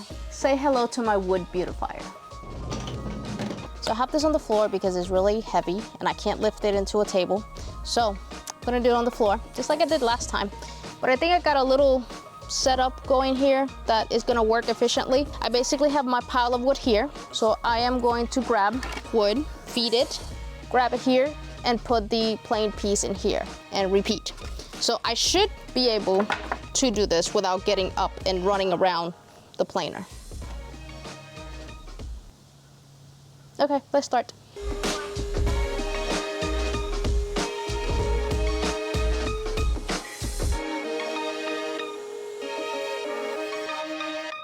These pallets, for the looks of it, had a rough. But thanks to my friend Mr. DeWalt here, I can bring every piece back to life and see their beauty. The planer removes thin layers from the surface, and it also helps flatten the pieces when they're warped or bowed. And even though a planer is efficient and fast, I was still here for hours because I had to do so many passes and so many pieces. But after being here for a long time doing a very repetitive task and creating a lot of wood confetti, it was kinda nice to get some company. Misty! You found a stick? Where's your toy? Go get your toy. No? You want a stick? You are so dirty. Where have you been? Look at you. Where have you been?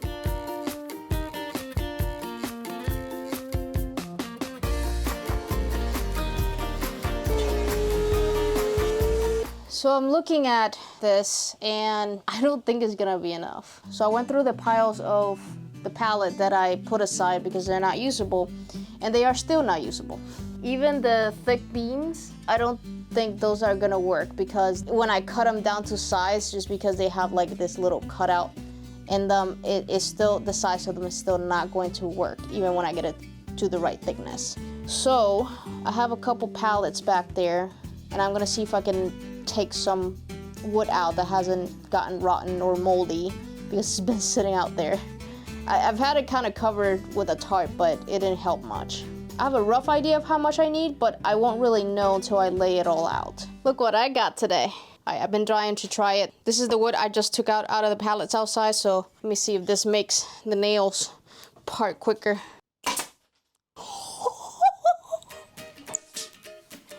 Yes, it does. It does. Let me put my ear thingies, because this is a little loud. Ooh. They just come out flying. Yeah, this basically has like a little rod that shoots out. See if you see it? See? and just pushes the nail out. For the person who recommended this, thank you. You just saved me so much time. I wish I had it yesterday. Now I'm gonna have fun.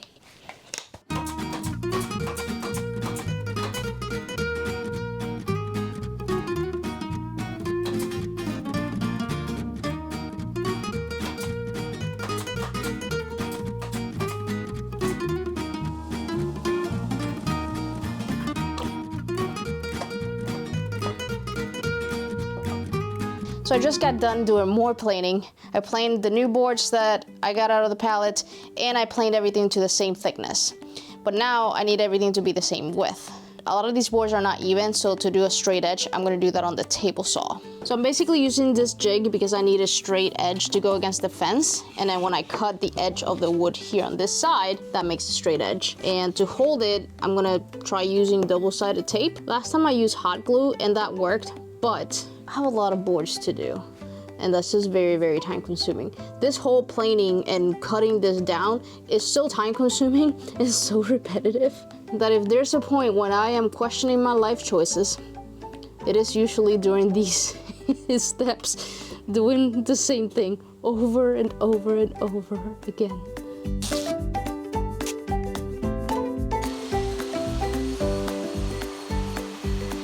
It worked, but I think I put too much double-sided tape because it won't come off.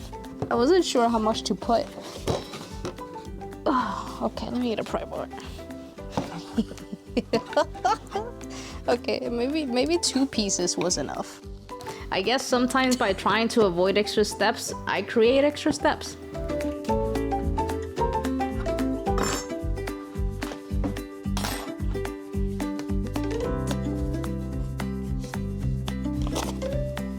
Stuff works. Let's take a couple of them off.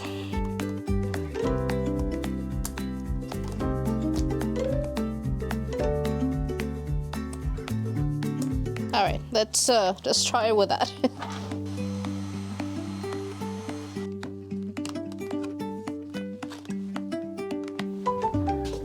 Much better. Ugh. A million to go.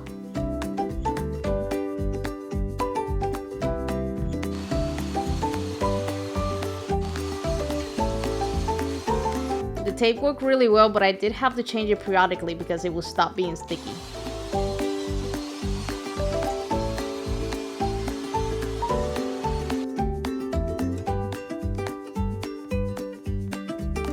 Okay, I'm done with that part. Well, I still have to cut some more.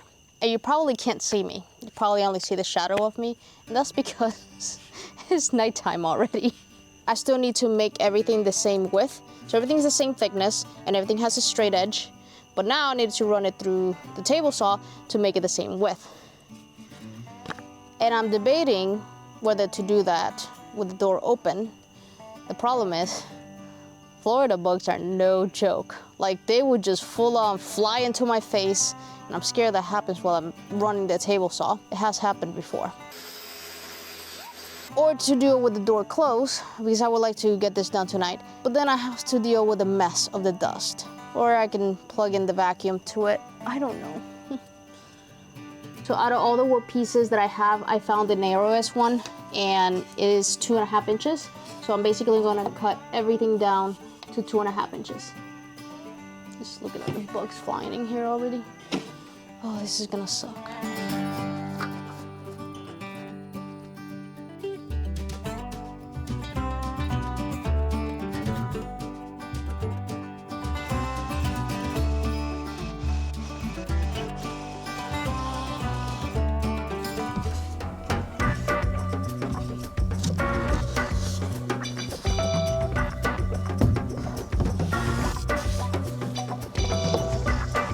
For the headboard, I need something to glue each individual piece to, like a platform. So I got 1/4 inch plywood, and then I need to cut it to size, and then I can lay the herringbone pattern on it.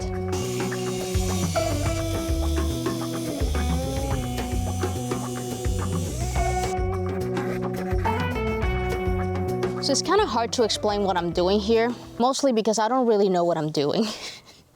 But I think the way I'm going to do this, by measuring and eyeballing, is I'm gonna cut all the pieces, or well, most of the pieces at 20 inches because they have to be the same size. And then I'm gonna lay the herringbone pattern. I did mark the center of this headboard because that's where I'm going to start. But full disclosure, I really don't know what I'm doing. I've never done a herringbone pattern before. So I'm just hoping this will work out.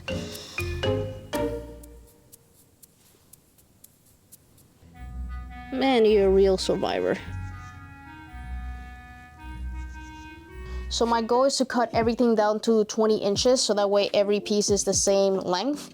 And the smaller pieces, I'm just gonna save for the smaller sections of the headboard. I'm also making sure that the edges are cleaned up and straight because everything butts up to each other. So I have to make sure that all the edges are cleaned up.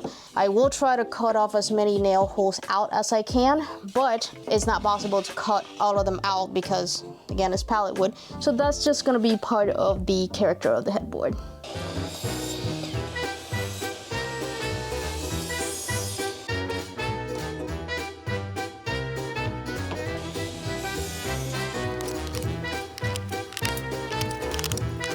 Now it looks like I know what I'm doing. I had to lay them out to make sure that I had enough wood because it was close. So I got all the big pieces. I'm pretty sure I can get all the small pieces out of this. And I have a couple more in there too. Yeah, I think this is gonna work. I cut it really close. See this right here? This is all I have left. After I completed all the pieces, I cut the little pieces that go here at the edge.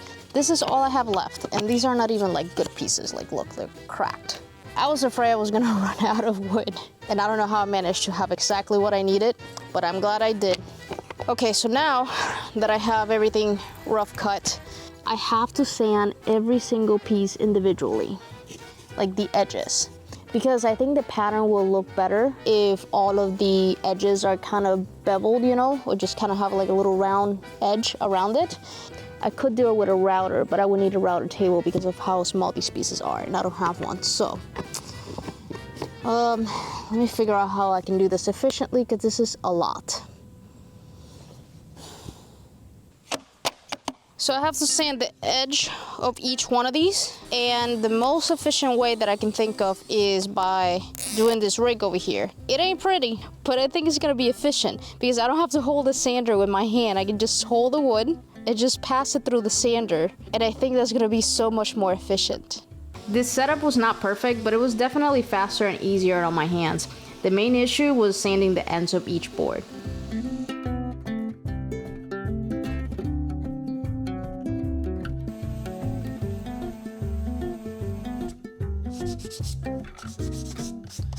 So it got dark outside before I got done sanding. So now I'm finishing up. The small edges I had to do by hand because doing it in the sander was too much and it was coming up uneven. So I'm doing them by hand, but it doesn't really take much. It feels like I've been sanding all day.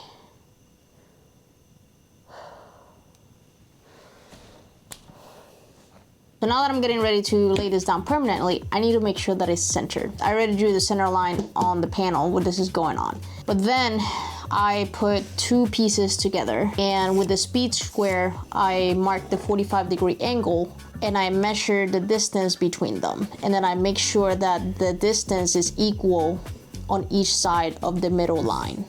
And then I'm doing that for every single middle piece. And as I lay it, I make sure that the line lines up with the lines I made on the panel.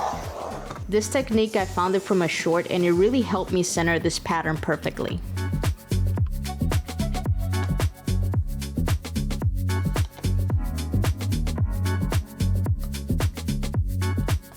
But before I start gluing or anything, I'm still going to dry fit everything again, just to make sure that I have the pieces where I want them, so that I don't get to the end and I have miscellaneous pieces that don't fit or missing pieces or something like that. So.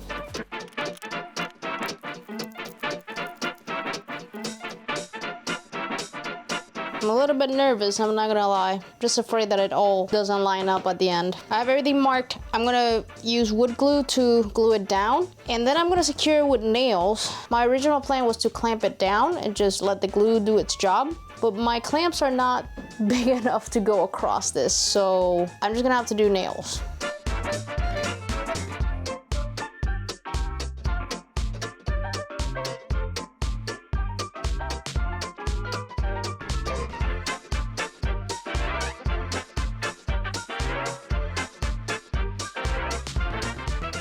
I got the middle all nailed, and that was the most stressful part because it's what has to be centered. From here on should technically be easy because I'm just pretty much butting up the rest of the pieces and it should all lined up from there. So the rest should be pretty simple, I hope.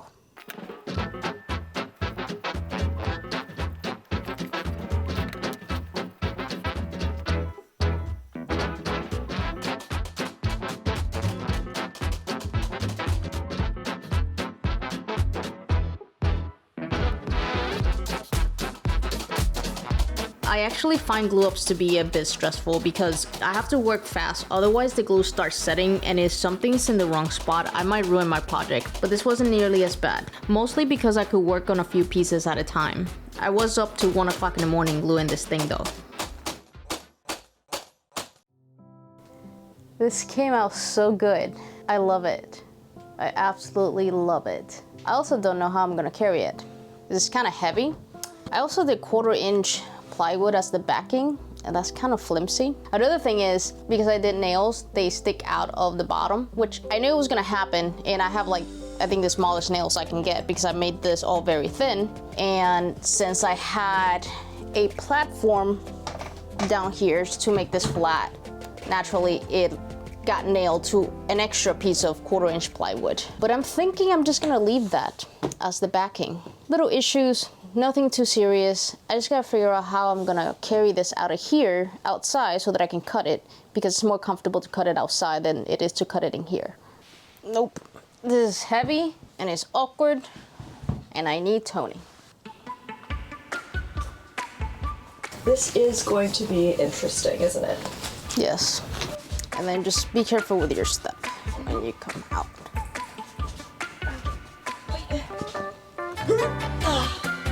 We're gonna put that now on the sawhorses upside down. Okay, and then go all the way around.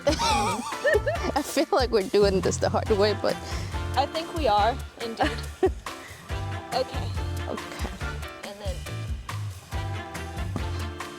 Okay. All right, now I'm just gonna cut all the edges out, and I'm just basically gonna follow this plywood since this has all straight edges, so I'm gonna follow that. I still have to cut it down to size a little bit more, but I wanna get straight edges on this first.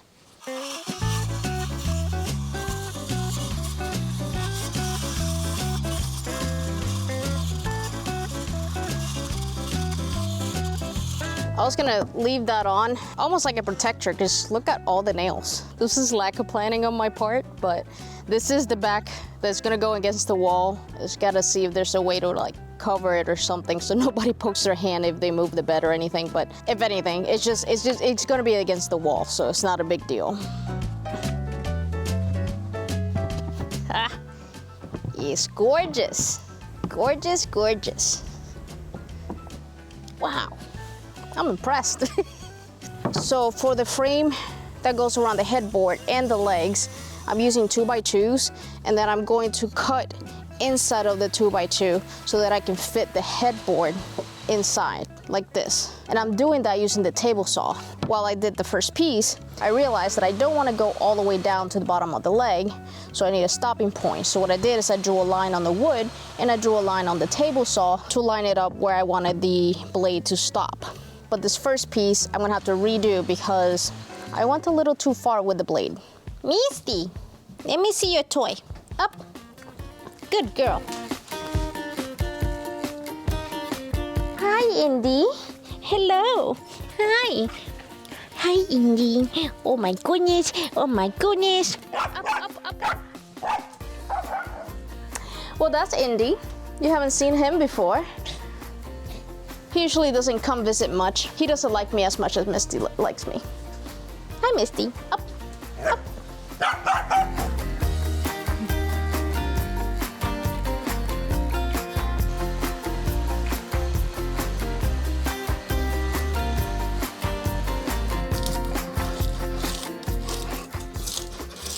now that I have the legs cut, I also have to miter the top of it, but I need to cut this to the final width. So I marked it, and I need to cut the same exact distance on each side so that the pattern stays centered.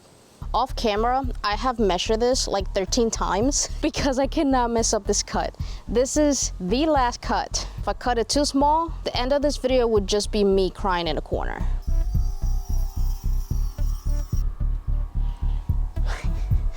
The nails sticking out of the back are now a problem. Since I cut it, this doesn't slide all the way in because it's hitting the nails. What should I do with you?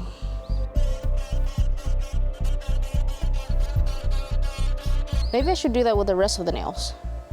But there's so many.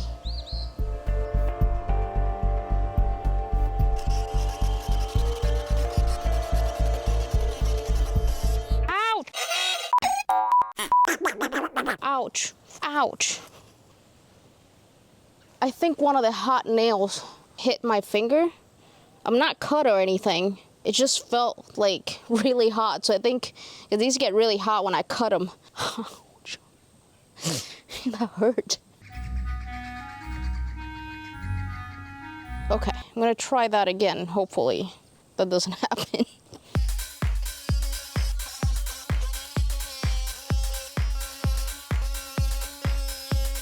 You know, I'm glad I did this because every time I grab the headboard, my fingers would get caught up in the nails. Now, where was I? Oh, frame. I really messed up. So I was very careful on cutting this to the right size, but I didn't pay attention to the angle. I guess I cut this part at the wrong angle because it doesn't match at all. I have a perfect miter on that side, very bad miter on this one. And now I'm gonna have to recut it. Not only recut it, but I have to do all of this again.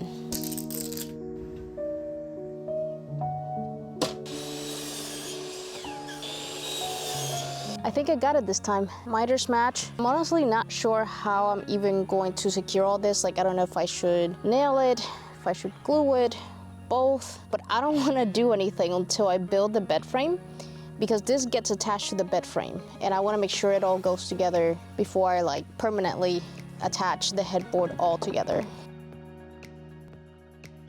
So now I'm gonna build the bed frame, and last night we went to the store and I was trying to explain to Tony what goes into a bed frame.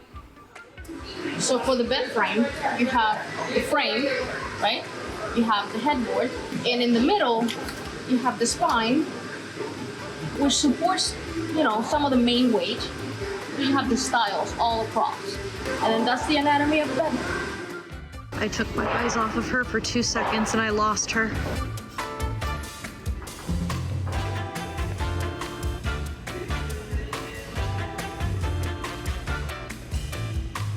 Find what you were looking for? Everything's damaged.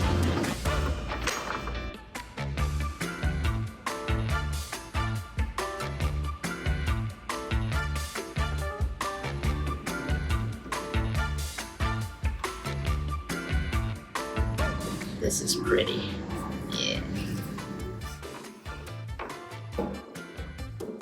We've been here for 4 hours. For 4 hours. Are you sure that's the right board? Because you've looked at every single one in the store. We're never leaving this store.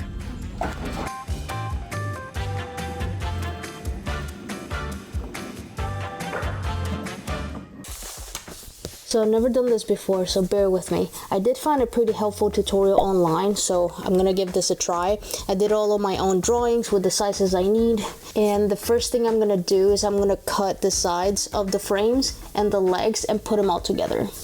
There's this section at Lowe's that is called Premium Pine, and it's like the nicest pine you can get, and that's what I got for the outside frame. And the reason why, like, it's a little bit more expensive, it is a little more pricey, but it's not likely to be warped.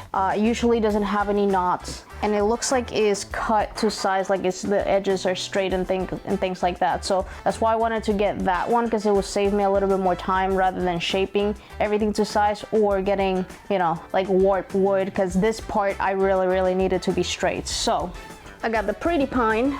This one's my favorite here. So I think I'm gonna put that on the right side of the bed. So when you walk into the room, like that's the side that you see. And then the front, maybe this one right here. This is my second favorite. This one will probably go towards the back, so it's not visible. And this is gonna go on the left. Before I start cutting, I like to start with a clean edge. So I'm just gonna cut the edge here real quick.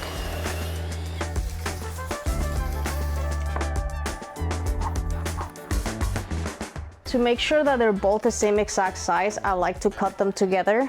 That's not the only way to do it, but it's the way that usually works for me. I just make sure to clamp everything so that it doesn't shift when I'm cutting it. And I like to put something between the clamp and the wood so that it doesn't dent, because pine is soft, so it dents easily.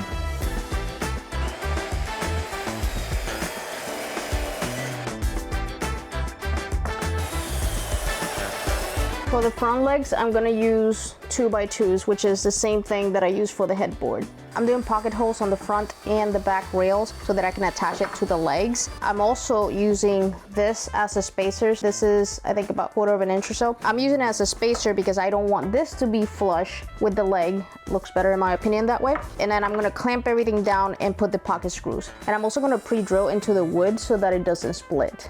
I'm not using glue on this joinery because I want to be able to take the bed apart. So if we ever take it out of the room or to take it in and out, I want to be able to disassemble it if needed and assemble it back.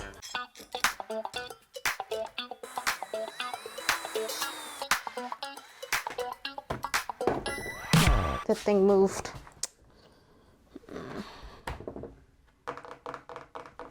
I didn't clamp it tight enough because it moved.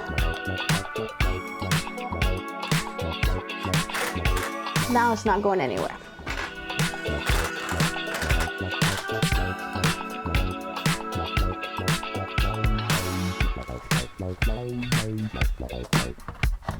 I have to come outside because I didn't have enough room in the shed to put this together since the pieces are so long. So I bought this hardware, which is for bed frames, and what this will do is it'll allow me to take it apart easily and put it back together. The problem is, over here, there's a gap. So I'm gonna do a cleat because I need something to screw it onto. It's also like a bracket, so it's gonna hold this piece and this piece together. I'm just a little bit afraid because thin pieces can crack when you run a screw through them. So I'm gonna be very careful. I'm gonna use wood glue. And then pre-drill it and carefully put screws, and hopefully it'll be fine.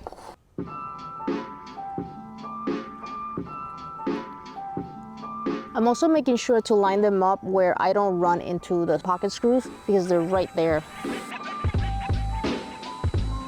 And because I did add to the thickness where this is supposed to go, I am using longer screws than what the hardware came with. Actually, give me a second. I didn't clamp this piece. I mean, it's like perfectly in place, but I don't have it clamped. Come on. You should know better. Ay, ay, ay. This one. I have it barely clamped. See? Because I don't want it to dent. Oh, I dropped it. I'm doing this all wrong. Okay, there, now I can really clamp it.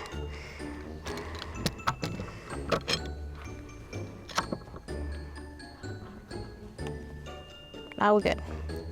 And now the clamp's in the way.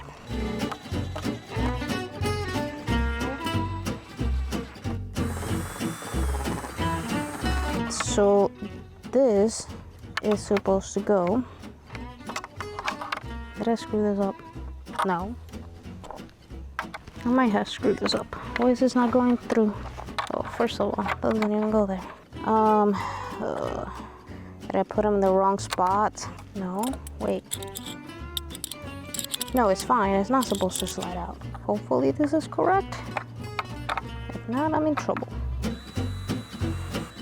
I'm going to do 2 and then test it.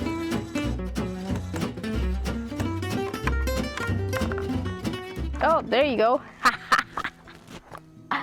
So see, slides slides right in, and then you just, you know, tighten it in place. I did see in the tutorial it's recommended to have washers so that I can tighten up better, so I'll probably get them later. I didn't have washers big enough for it. But yeah, you tighten it up, and then to take the bed apart, you know, so you're not carrying a big old frame around. Take it off. Oh, that's amazing. Okay, let's do the other side. Now that winter is coming, it gets dark a lot earlier, so I was trying to finish this before it got dark.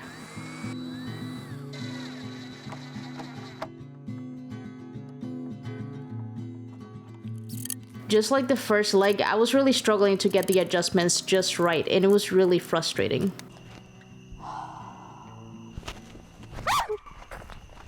Okay, that's it. I'm going inside. So Tony helped me move everything inside, and she had the greatest idea to use buckets as the table, because otherwise this wouldn't fit. So anyways, this is my new work table. I also went to the store real quick to get washers because this was not getting tight for some reason, so I got the washers and they work. I also noticed that the screws that came with the hardware, I changed some because I added a little cleat here, but the other ones I used thinking they would be the right size, and look at what happened. Look, they went all the way through. So now I have to do a repair.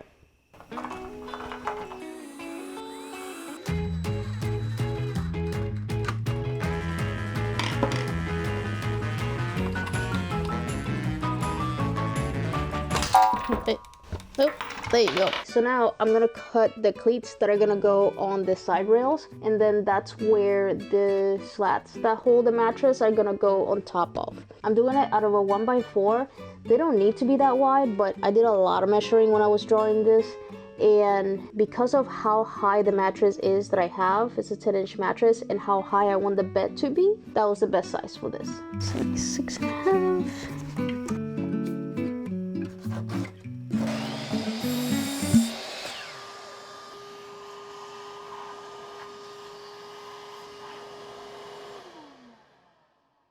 This will be holding the weight of the mattress and whoever's sleeping on it, so I added wood glue for extra strength.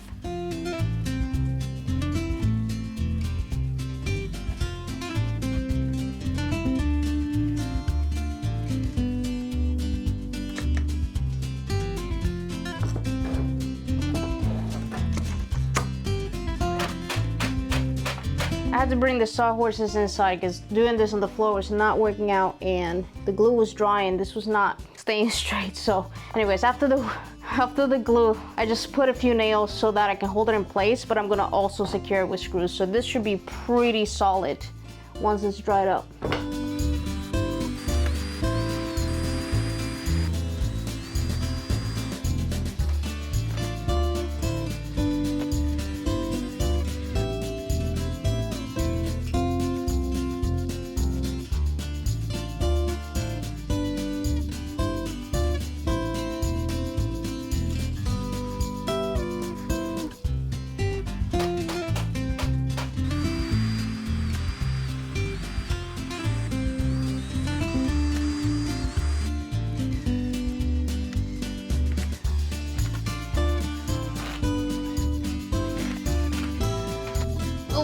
Getting heavy now.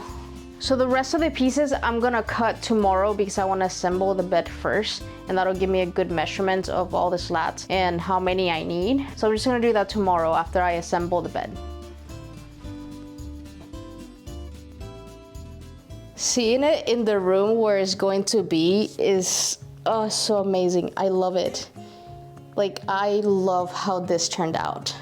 But still got a little bit to go. I gotta attach the legs. So remember, I didn't attach these because I wanted to make sure that the bed frame and everything went together okay. I'm gonna take this outside and the bed frame and do the hardware on the legs and the sides. And then I'll finish putting the headboard on. I'm basically marking where to attach this back piece of the bed frame because it has to be at the same height, and since the legs are also part of the headboard, they're not the same size. So I'm just using this as a reference to know exactly where to put them. And then I'm gonna attach them the same exact way I did this side with the hardware.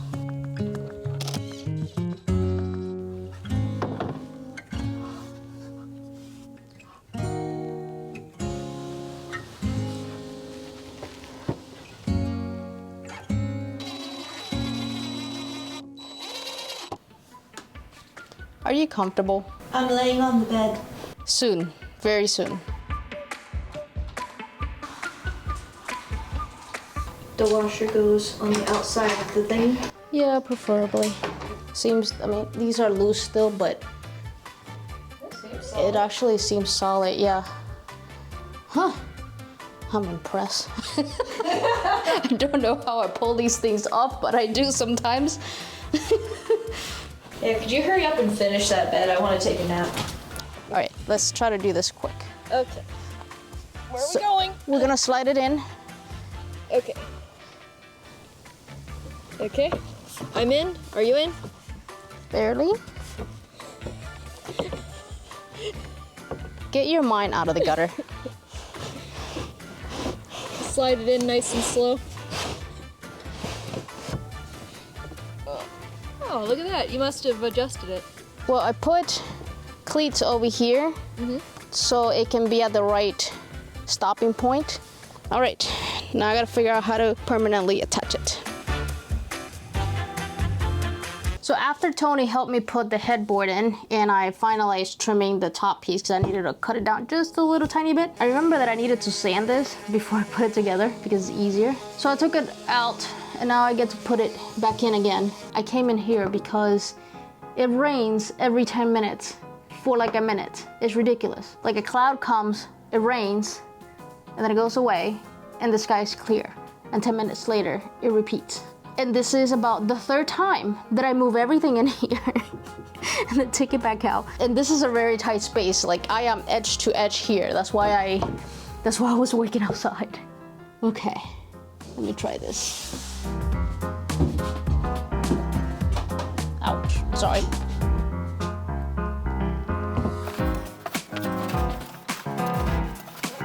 I think I'm gonna nail it in place to like hold this. So I had to call Tony for help again because after I put it back in, it was too heavy to move by myself.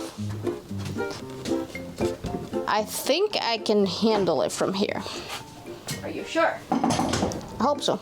Okay. Since you haven't finished the bed yet, I'm going to take a nap on the floor. Good luck.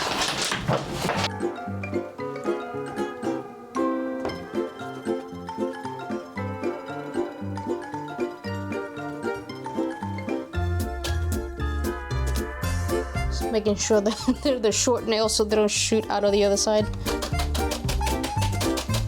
After I got done nailing the frame in place, I did a quick sand with 220, including the edges so that they wouldn't be sharp.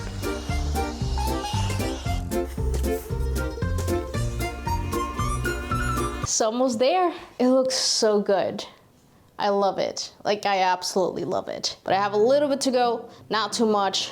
I have to put the slats in, so I basically just gotta do straight cuts to size. But one important piece that I still have to do is the middle part that goes here with like a couple of more legs.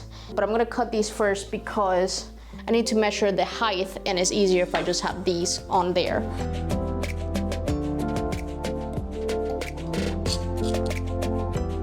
I've recently started rewatching the show The Walking Dead, and there's this one scene where the main character, Rick, has to hide under the bed because a group of guys broke into the house that he was staying, and since these were clearly not good guys, he hid under the bed until he could possibly escape. But instead of enjoying how suspenseful the scene was, waiting to see if Rick was going to get caught hiding under the bed, I was paying more attention to the construction of the bed. Because every time somebody sat on the bed, the bottom of it would bounce so bad that it would hit Rick on the head. And I figured out that this happened because the bed did not have the middle board supporting it with the extra legs, which is exactly what I'm building right now. So if there's ever an apocalypse and I have to hide under this bed, I won't have the same problem. If you're curious about how much I spent on this project, the materials for the headboard were $82, which compared to the $600 headboard that I used as my inspiration, that's a big difference. But I did spend quite a bit on the bed frame since I bought all pre-cut lumber. That was $255. So the total for this project was $338. Not counting the tools since I get to keep those for all my future projects. But still altogether was less than the price of the headboard I saw online. What do you think? I love how the pattern came out. Like this headboard, I absolutely love it. And I'm impressed with the construction of the bed. Like, I was worried, since I never built one before, I was worried about being stable, and it looks like it's solid. So still gotta test the mattress. I'm not sure if I'm supposed to secure these in place so that they don't move, or if the weight of the mattress will be enough. I'm not sure. I'm gonna deal with that later because I still have to stain it and seal it. I'll do it when I'm finishing up the rest of the room. The next step is to change the floors. I gotta get rid of this ugly carpet. I can't. I've always wanted to change it, and there's only 2 rooms in the house left with carpet. This bedroom and our bedroom, the master bedroom. I'm gonna go ahead and change it since I'm redoing this room anyways. I just got done building this bed and putting it together, and now I have to take it back out because I did everything backwards. I worked on all the furniture that's going in this room, built this bed, and then decided that I'm gonna change the floors. Since I'm in the middle of redoing this room, I think it's a perfect opportunity to just go ahead and take it out. But in order to take the bed out, I had to disassemble it. Luckily, Tony was here to help me. Ah! Sorry.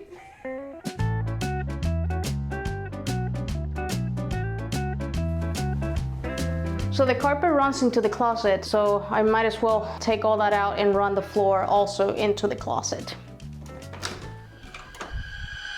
Oh, I forgot everything that was in here. We all have a closet that we don't talk about. So Tony and I love cosplaying. It's one of our hobbies. And one time, my dad decided to join us, and he said he wanted to cosplay as Hannibal Lecter. So I made him a prop, and we wheeled him around a Dragon Con convention dressed as Hannibal Lecter. And people loved it. Everybody was taking pictures. These are onesies. This is my Goku cosplay. This is my Jon Snow cosplay. And this is Tony's dragon cosplay. So she was the dragon for Dragon Ball Z, Shenron. And she also cosplayed as my dragon when I was Rhaenyra Targaryen. Anyways, fun times. Inflatable T-Rex costumes. How did this even get in here? I don't even want to know what's in here.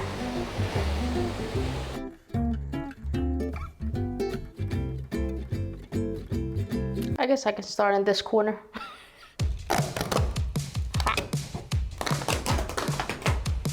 Because the carpet is so big, it's all one piece in the room, it's very heavy if I try to roll it out. So I'm gonna cut it into small pieces so I can put it inside trash bags. And a couple of tips I picked up over time is to use a new blade when doing this because it will cut the carpet so much quicker. And the second one, cut the carpet from the back. It cuts a lot easier than trying to cut it from the front. First roll. Now let's do the rest of the room. This is not my first round doing floors. I've changed floors in a few houses before working with my dad. I've also changed most of the floors in this house because there was a lot of carpet and I absolutely hate carpet. I've only used laminate and vinyl planks, but I honestly don't like laminate at all. I think the vinyl planks are better because they're waterproof. After I'm done with this bedroom, the last room with carpet is the master bedroom, but that's going to be a bigger project than this. So this room I'm doing right now is kind of my practice room and also where I'm going to sleep while the main bedroom is getting a makeover because it will probably take weeks. That came out easy. This is pretty comfy. So I got a late start today. So I'm gonna do everything else tomorrow. But the reason I wanted to take the carpet up today is because I needed to check the subfloor and make sure that there was no patching, no leveling to do. And I've been very lucky with this house that mostly everything's level. And there's a few spots here and there that I gotta sand down, but that's it. I'm gonna clean this up and I will start tomorrow early.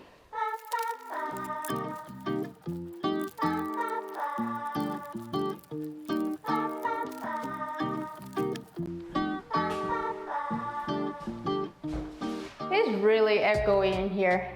Hello? Hello? Okay, so now I'm just gonna go ahead and remove all of the tack strips. This shouldn't take too long, it's just depending how many nails they have, but it's really easy. All I'm gonna do is take a hammer and a pry bar and just...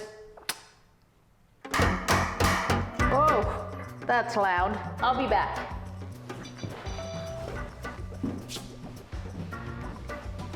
Did I turn off the camera? Now that I've saved myself from hearing loss today, I started to remove the tack strips by using a pry bar and a hammer.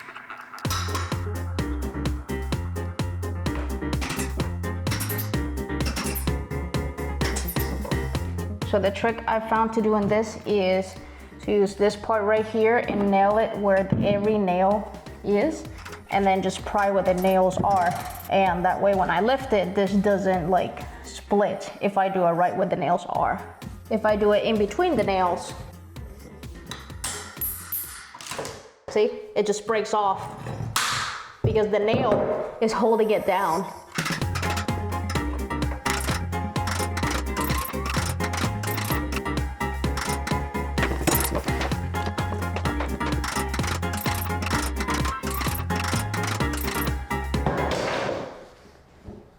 Done?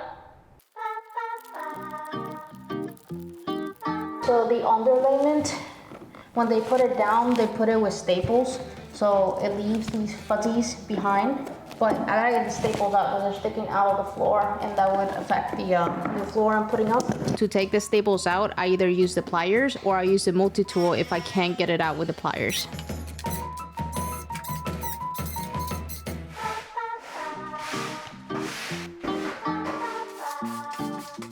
So there's a couple spots around the seams that are lifted. Like, see if I try to run that. So that's what I'm gonna get. It's fine everywhere else, but that corner's lifted up. It's the worst in the closet. Let me show you. You see how lifted that is? Like, look. It's pretty bad. I think I'm gonna take the multi-tool and just like run the blade through it to flatten it out as much as possible, and then I'm gonna run the sander.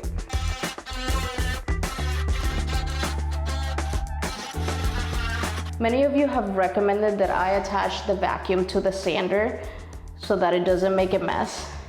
So I'm doing that this time because I've made quite a mess in the past.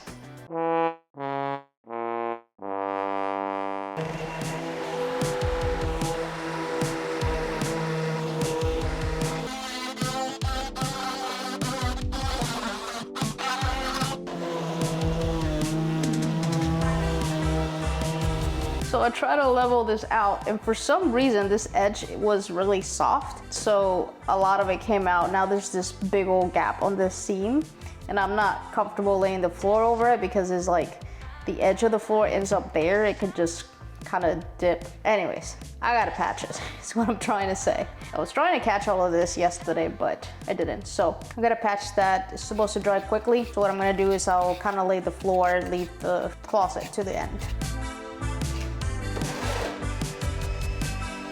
I sanded a few more spots, and then I found some nails that were sticking out.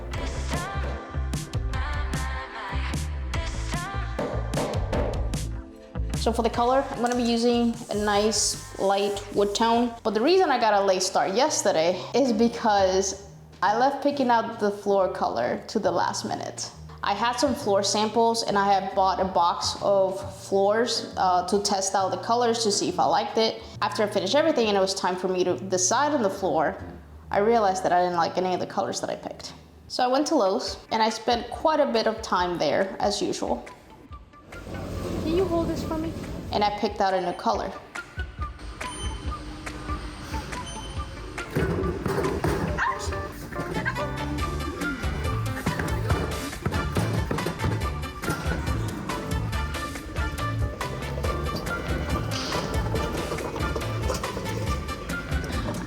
On to the next thing.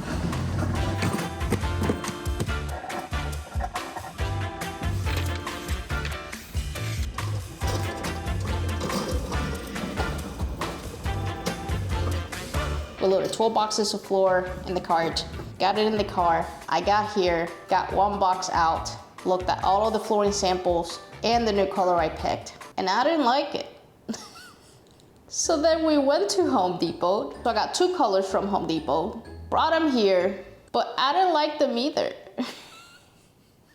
So we went back to Lowe's, returned all 12 boxes of floor that I got, and I ended up deciding on the very first color that I picked from the beginning. Before I bought any floors, when I had the first set of samples, this was one of them. So I'm gonna start with the easy side of the room. The non-easy side has a little like entrance part there, and then the closet. I don't know if it matters what side I start on. I just like starting on the easy side because I feel like I'm making progress. If I start on the hard side, I'll probably be stuck there for 2 hours and get frustrated because it feels like I've gotten nothing done. So I'm gonna start here. I'm gonna be using a few tools to install the floors, and I'll just kind of show you what I'm using as I go. One of the main things I do recommend if you're putting floors down is some good knee pads. Not even the cheap ones, like get some good gel ones because this sucks. There's nothing fun about laying floors, especially because you'll be on your knees for a while. The floors have the patterns printed on them, so they get repeated a lot. And just for visuals, you don't want the same pattern of planks next to each other, too close to each other. So that's why I have them all laid out to make sure that I don't do that. I also found the first damaged plank, and what I like to do is mark them by the damaged area so I know not to use it accidentally somewhere else. This one, however, I'm gonna lay against the wall, and I'm also gonna cut 1 inch off of it. So one of the tools you're gonna need is a square or any kind of straight edge to mark the lines that you're gonna cut on the floor. I measure the whole room, and when I get to the closet, there's not gonna be a seam, like I'm just gonna run the floor through the closet, but I want it to be like at a specific part of the plank. So I measured it, hopefully I measured it right. And in order for that to happen, I have to cut like 1 inch off of this row, the first row over here, and then I can just kind of go through. So I'm gonna do that with a table saw, but if you didn't have a table saw, you can do that with a jigsaw, circular saw. Worst case, you can use like a multi-tool. Just takes a little longer, but I only have to do that on some of the edges. I've never used this tool before. That was kind of cool. Also has a very interesting warning label. According to this, the handle can crack your head. Yeah, I can see how that would happen. Normally, I use the miter saw to cut the planks every time I lay floors, but this time I decided to invest a little bit, and I got this tool to hopefully work a little bit more efficient. The problem with the miter saw is that every time I need to make a cut, I need to get up, go outside, make the cut, come back, and lay the plank. But with this tool, I don't have to leave the room. I can do all of my cuts here, and it doesn't make a mess like with the miter saw. And since I will be doing floors in more than one room, I think this tool is very much worth it. I love this since the first cut. I almost put the same plank next to each other, which is what I told you not to do earlier. But the plank that I was gonna put here ended up being damaged, so then I picked out another one and just put it there without noticing. But I'm glad I caught it. The first few rows always takes me a little bit to get going, but once I have like 4 or 5 rows, it's like easy from there until I get to the closet. So when I get to the end, what I like to do is I flip over the plank. I use the spacer to know where it needs to end. And then here where the last plank ends, I mark it with a square, and that's where I need to make my cut. That cut never gets old. Satisfying. If it doesn't want to go in by hand, like if you push it doesn't go in, then you just lightly tap it. If I have to tap a little bit harder, I like to use like a scrap piece and tap the scrap piece because the edges are very fragile before they get installed, so I never want to damage them. Now the offcut I'm going to use to start the next row. And I like to measure it to make sure that it is at least 8 inches. I think that's what the recommended length is. You don't want to use something that's too short. So this is about 9.5, so we're good. The tools that I'm using to install the floor come in a kit. I've had this kit for a while, and I think it's called a flooring installation kit, and it comes with spacers, a tapping block, a mallet, and a pull bar. I have the most basic one, but I've seen a better version of it. You might also notice that I'm not using any underlayment. That's because this floor has padding already under it. I checked the specs and it's not necessary to add any additional padding unless the subfloor isn't smooth, but I made sure that it was smooth while I was prepping it.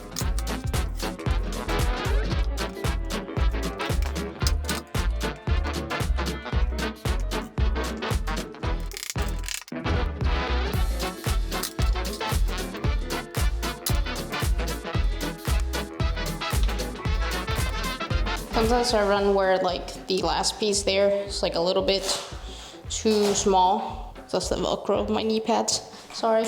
So I just gotta take this one board off, just cut it off a little bit more, just so that it gives me more room over there, so that the piece is not that small.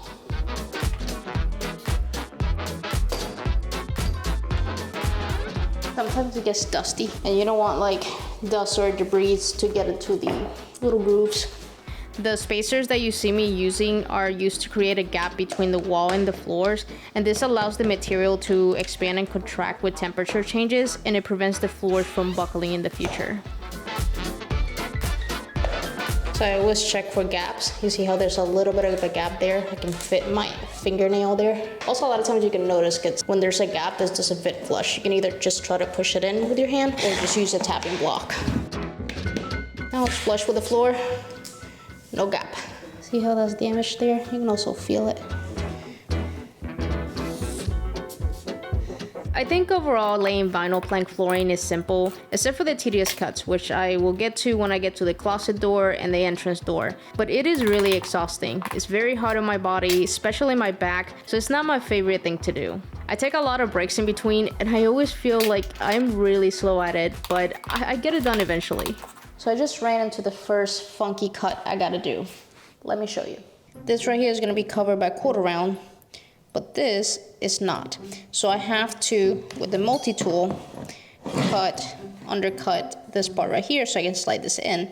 But this part has to go even further because I need it to go under this transition here. But that's a little bit funky to do, so I'm gonna undercut this first and then maybe cut it little by little with the multi-tool until it fits.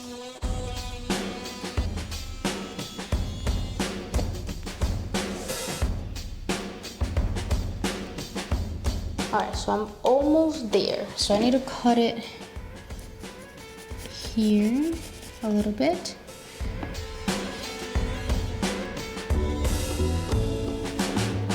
So now it's under there, under here, under here. Maybe I should shave it off a little bit here just so it has more space, but it's perfect.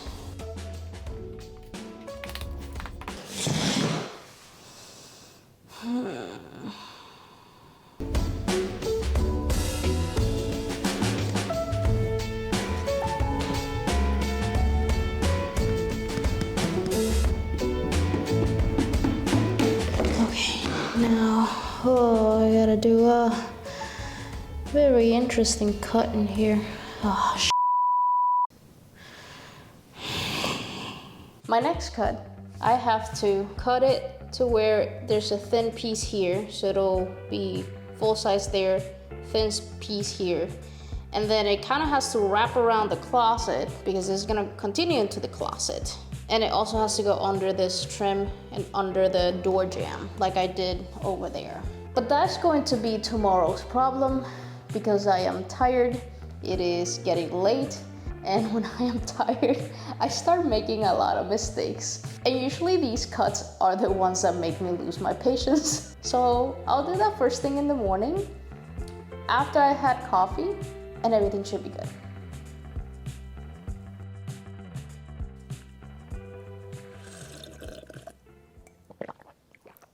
So I'm on my second cup of coffee, and I spent some time staring at this. And I think what I'm gonna do is a template on a cardboard to see how I'm gonna cut it, and then I'll cut the floor. And I think that will probably be the easiest way. So I'm gonna do the undercutting under the door jambs and the trim so that I know the exact measurements I need, and then I'll go from there.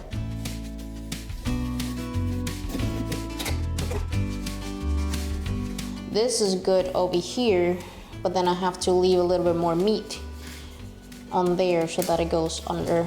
This is why we do the template, because this would have been my second floor cut that I would have messed up. Where's my other template? This is my first one. And you see how bad that is? So this is why I'm doing this.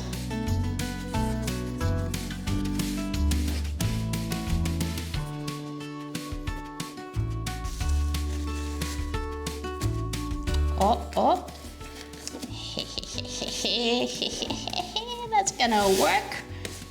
Just need to cut a little bit more here, but we're good. Oh wow, that's gonna work.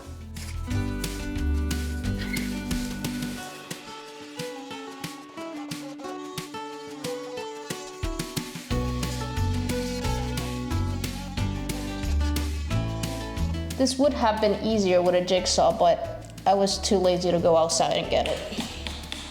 I actually took the plank I put here off because I need to cut it to the size of this one.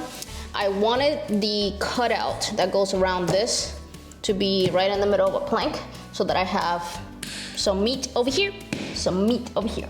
And that just kind of, you know, it just keeps the floor from getting flimsy, you know, because it already has this very thin piece, so you just want to have the most support.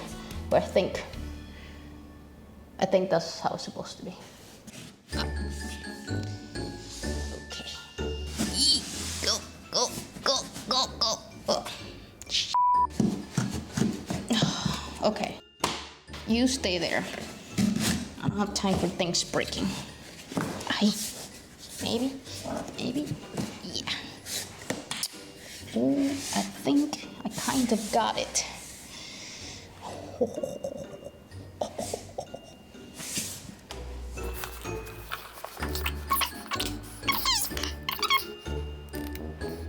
I talk to myself a lot, so those squirrel noises that you hear, it's just me talking to myself, assuring myself that I almost got this ridiculous cut in place, and sometimes that's just how I get through a project. There's probably an easier way to do this, but I didn't research it. The problem that I was having was locking it in place. See, the planks are designed to be locked in place at an angle, but since I had this under the trim and the door jamb, I couldn't angle it. Oh yeah. All good. I think I'm gonna shave it a little bit over here, but I'll do that while it's in place because I ain't taking this out.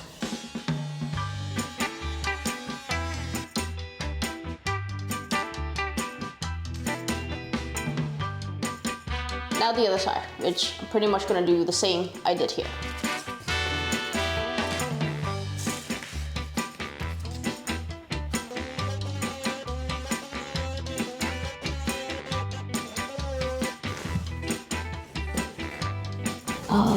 It fits, but I gotta get it to lock in. Okay.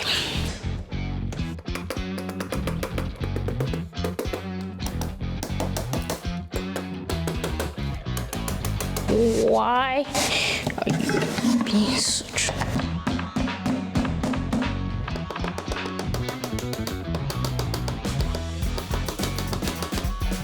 Okay, now I can do this piece. I know it's kind of doing it backwards here, but it was just easier to do the complicated cutout and then do this. And now, yeah. Okay.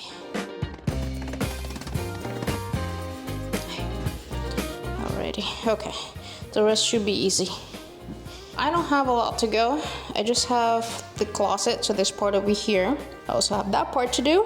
And now that I'm in the closet, I am trying to use my damaged pieces. So especially the ones that just have a corner damage, because I can just cut each side and then just lay the whole plank there.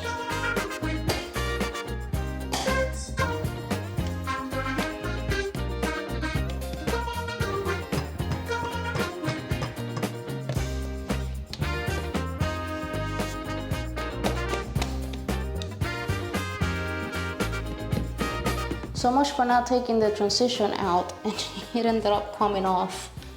Not completely, but I can tell that I have to glue it back down. The last few pieces against the wall, I had to rip on the table saw, just like I did on the first row.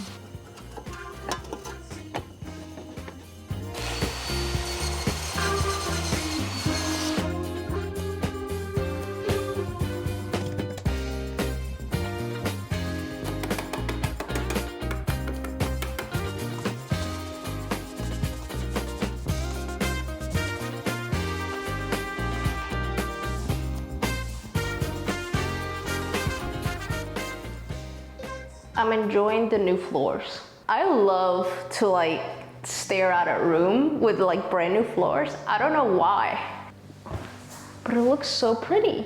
I love it. It's a little more wild than I thought. I think I was looking for something with a little bit less, but I did want a contrast. Like I just didn't want it to blend in with the wall too much. I wanted, you know, like a pop, but it's very pretty. I do like it. So the last step is to do quarter round all around the baseboard. So if you don't remove the baseboard, you can just cover it with quarter round. I normally replace the baseboards, that's what I've done in the other rooms, but I did this room backwards, and I already have this trim on this wall, and the baseboards usually ends up being taller, so it would have just become a problem replacing it here, so I just decided to do quarter round. It's not my favorite look, but it still works, it's not that bad. And it does save me the extra step of having to remove all the baseboard. So I had to move the miter saw from here because these are 12-foot long quarter round.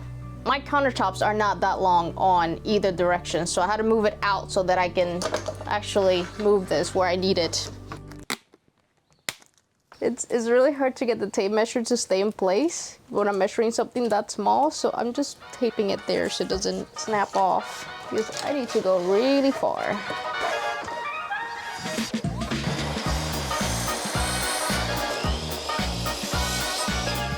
So I have all the quarter round pre-cut and dry fitted around the room, but I wanted to show you the ends here. So you can either do, there's like a flat end, just end it flat, which is what I normally done in the past.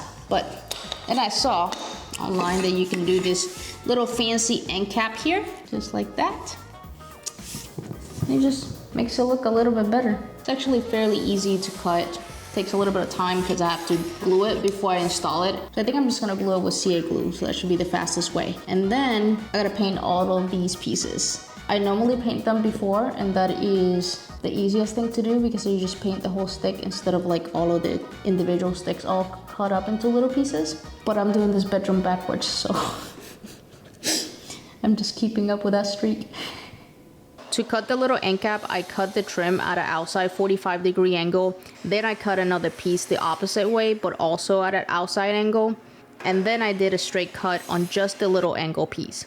I watched a few tutorials on how to do this, and I found them all confusing, so I ended up doing multiple cuts until I figured out the right way to do this. And I apologize if I didn't explain this right, but once I figured it out, it was actually pretty simple. If you're curious about how much I spent on this project, the flooring along with the materials I needed were around $660. It definitely took a big chunk of the budget for this bedroom, but I think it was worth it.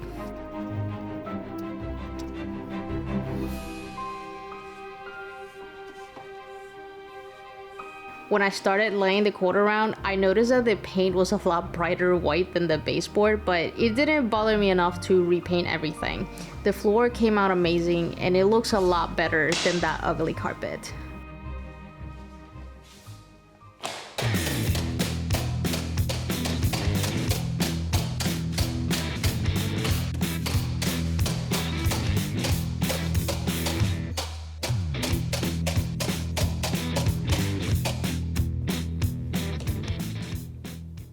Done? Oh, I still have to do caulking. And I gotta put wall patch thingy on the nail holes. I used drywall compound to cover all the nail holes and then caulking to create a clean professional finish. I did have to touch up some older spots with the caulking and then do touch up paint later.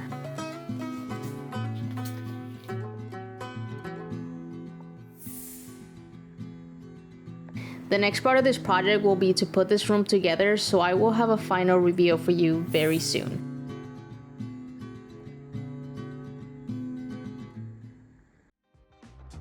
Welcome to my empty bedroom. I just got done doing the floors, that's why it's empty here. But I redid all the furniture that's gonna go on here. I also built the bed frame and the headboard, but I never stained it. So that's what I'm gonna start with, because while that dries, I can do everything else that I need to do in here.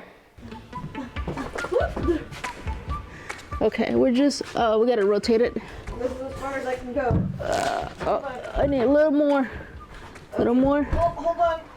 Hold on, the ladder. All right. Hold on, the bucket of garbage. Okay. Okay, good. So I need to sand these before I stain them. I already sanded the headboard when I made it, but I never sanded the frame. So I'm just doing a quick sand with 220 to prep it before staining. And I gotta sand the edges so that they're not sharp.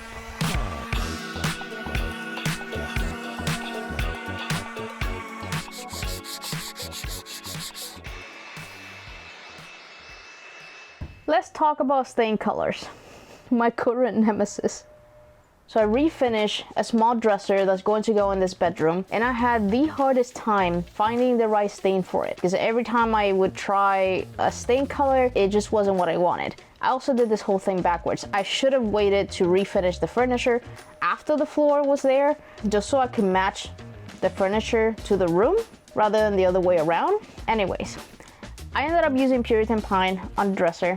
It came out beautiful, but it's a little too yellow. The other problem I have, I was going to match the bed to the dresser, but I don't have enough stain and I cannot find Puritan Pine locally anymore. So I decided to go with Golden Oak, which is this color right here, also this color, also that color. I tried it on 3 different pieces because wood has a mind of its own, and when you put stain on it, it can look different depending on, you know, on the wood. So, but I think that's the best color that I have that will look good with the floor. I look like I'm about to bake a cake, but I just don't want to get any of this stuff on my clothes. I'm doing pre-stain so that it avoids the blotchiness.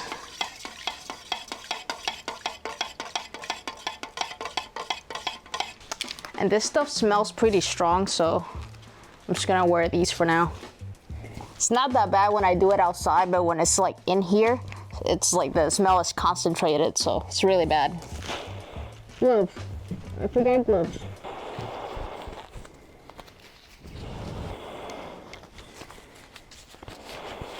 The pre-stain is an optional step, but I always like to do it because it makes the wood look so much better, and I just have to wipe it on real quick. It only takes about 15 minutes to dry, and then I can stain it.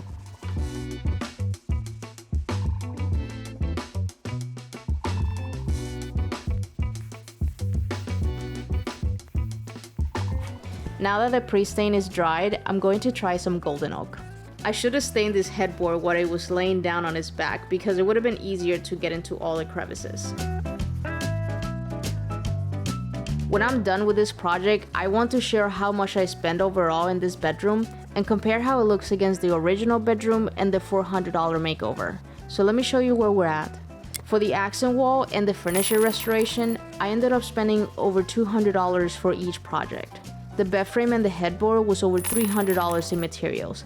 And then I decided to change the floors, which was around $660. So now this makeover is sitting at $1,458.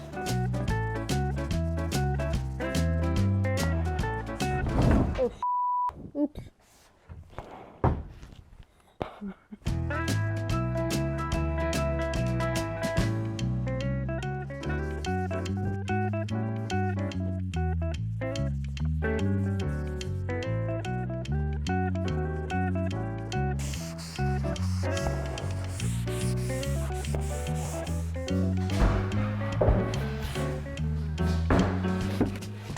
Remember this?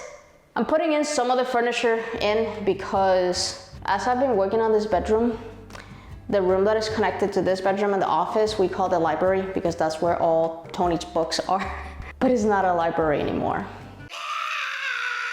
So it has been a mess. And that's the case with any DIY. Like anytime that I'm doing a room and everything has to come out of it, that also means that I have a mess somewhere else. So what you see here, this room, very nice, very clean, very empty. All this stuff goes somewhere.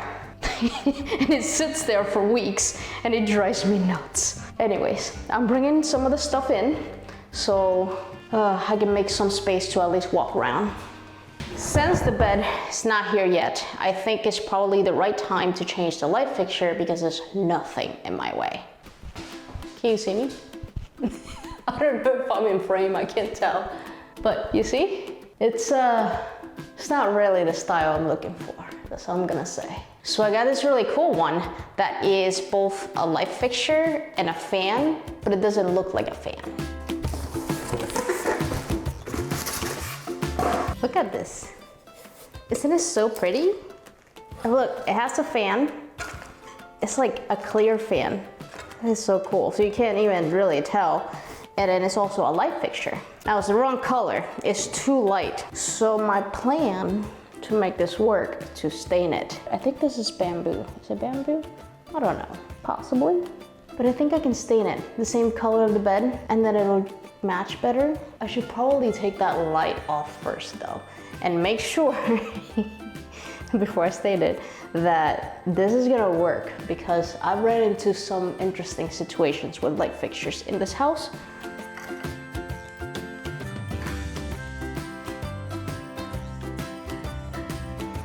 This one's broken. I wonder how that happened.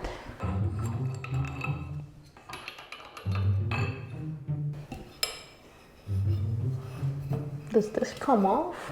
I don't know if this is the part that I want to take off. This like whole light fixture rotates in like 3 different places.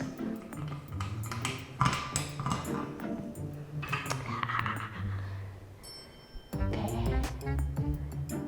I think we're good. So the good thing is there is a pancake box here. I think that's what it is because it's very like shallow. And I can tell there's like a stud behind it, so it's screwed in pretty good, it's secured pretty good. I'm not 100% sure that it will hold a full-size fan, but that light fixture is not heavy. If you get one though, read the instructions and make sure you don't put one on that will fall off the ceiling because it's too heavy. Just FYI, don't just put one up there if it's not properly supported. What's interesting is that there is a ceiling fan in every room except for the 2 guest bedrooms, but every room has a ceiling fan. I actually barely use ceiling fans. Like rarely. Do you use ceiling fans? Like, I don't know, we have central AC, so I never see a need for it unless we lose power. Well, no, because then there's no power for the ceiling fans.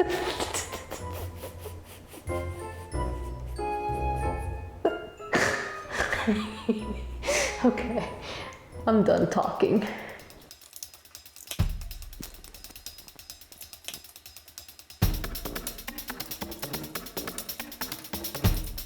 I figured that if I can install the mounting box, the fan should go in with no problem. So I wanted to make sure before I stained it, because once I stained it, if this doesn't work, can't return it. The vendor's gonna be like, what? This is not the color, what in the world? But no, I think this is gonna work. It's pretty good, and I'm pretty excited. You know, when I ordered this, I didn't think I would be staining it. And I was pretty sure I was not gonna like the color because it looked light. But I really wanted this fixture. So I was gonna see if I could make it work somehow. And I didn't think about staining it until I opened it. I feel like I'm thinking outside the box here. Maybe. Let's hope that it's not sealed and it actually stains. Because if it's sealed, the stain might not stay. Let's see. Yeah. It's working.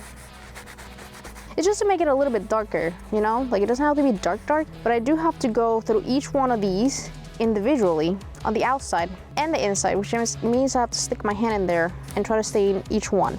And these sticks are very fragile, so I also have to not break them while I'm doing this. But I really like this light fixture, and I want to make it work.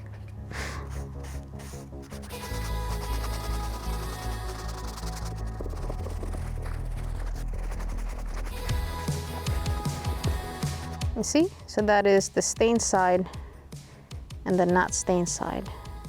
So it just makes it a little bit darker. I think just enough. Just perfect.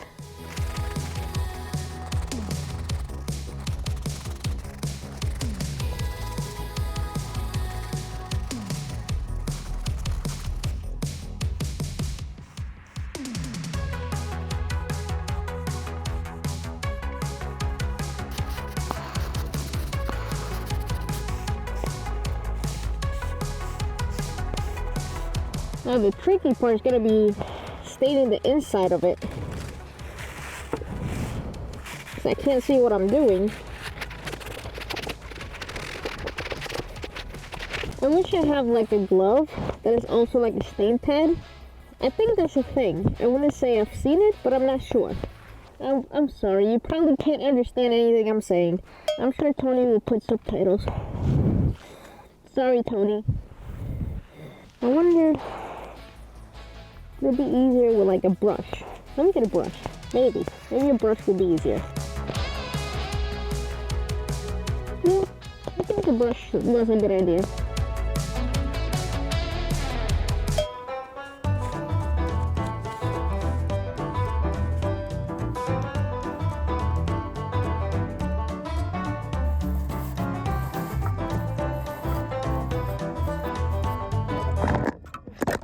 Oops, sorry.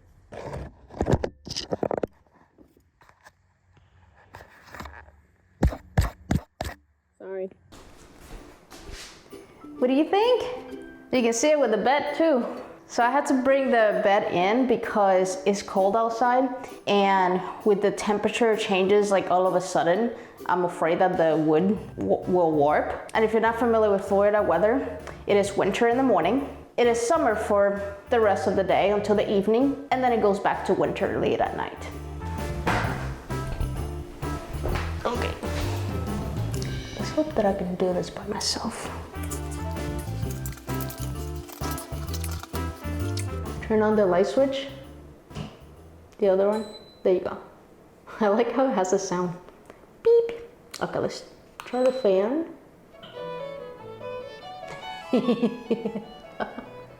I don't know why, like, I really like that this thing has an invisible fan. Like, it's literally an invisible fan, but it's there. It has 6 speeds. All right, let's go to the fastest.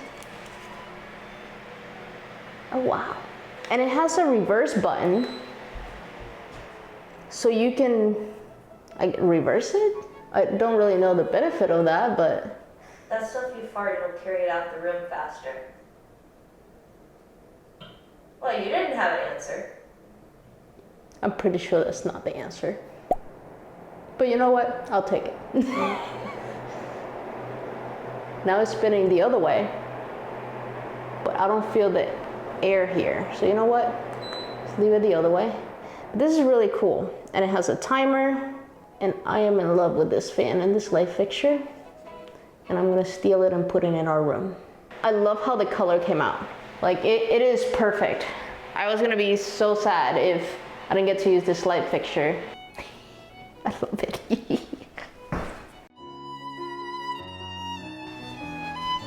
It's time to seal this for good. So I went to the store last night and I got polyacrylic max. I never used this one before. I've used polyacrylic before, but the regular one. This one is one coat, it's clear, and I decided to try flat. I like the way it looks. Well, most of the time I use polyurethane because it's what I have. I have a lot of it. When I was working on the laundry cabinet, I bought a gallon and I have so much of it left. And I've been using that for everything. The problem is polyurethane yellows the wood. It just does. But this, the headboard, the color it came out, the frame, the color that it is right now, I love it. I don't want it to change, not even a little bit. I don't want it more yellow, I don't want it less yellow. I want it the way it is. So I decided to give this a try. It's a little pricey, but I think it's the right choice. I also should do this outside. I'm tired of moving this thing. Tony. Coming.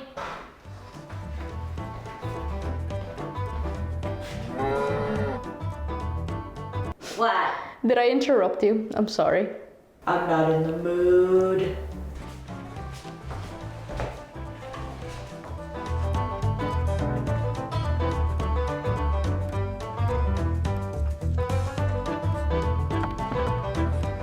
I can't take you seriously with those headphones. I can't either. Hi, Hoof. It looks like milk.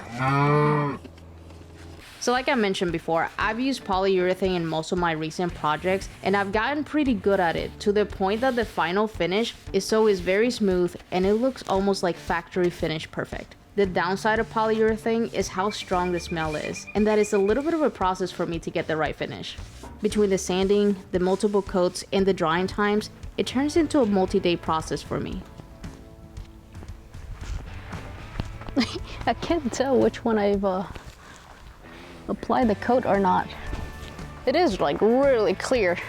So what I'm trying to say is that I'm pretty happy that I'm trying a new finish. That is one coat, it's easy to apply, and I don't have to deal with the smell, and it dries quickly.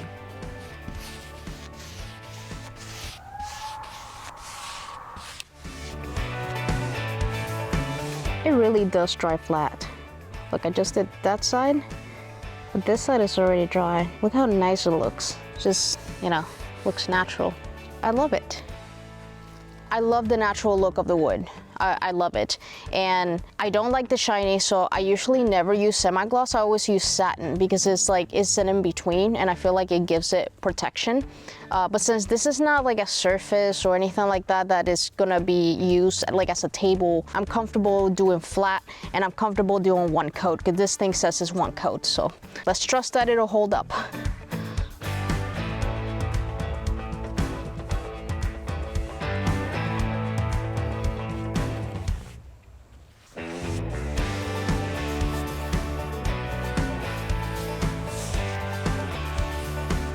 So I brought this in and it's drying. I actually did the back of the frame of the headboard. I don't think I needed to, but I just wanted it to be sealed so that it's all the same. But now I'm going to do the curtain rod. That's gonna go here. I'm gonna put a curtain so it looks pretty. The question is, how wide do I want to go with a curtain rod? I know it looks better if you like make it wider because it makes the window looks bigger, maybe? I don't know. I might stare at this for a few minutes.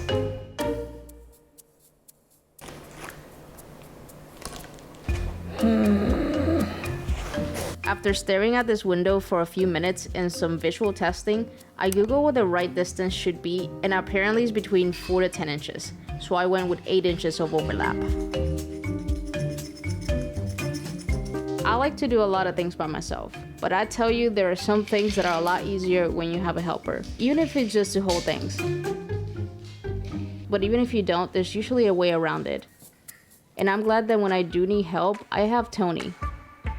She puts up with a lot. She holds stuff for me so that I can visualize it, a nudge here, a nudge there. But there's a reason she puts up with me, and that's because I also put up with her. Because I don't know if you noticed, but she's a lot, in a good way.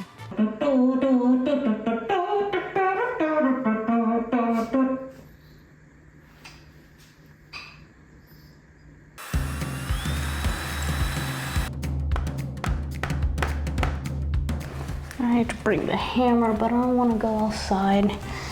Oh.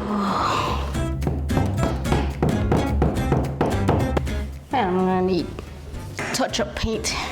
Okay.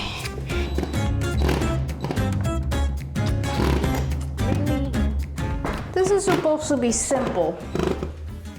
Now the screw is stripping. Why?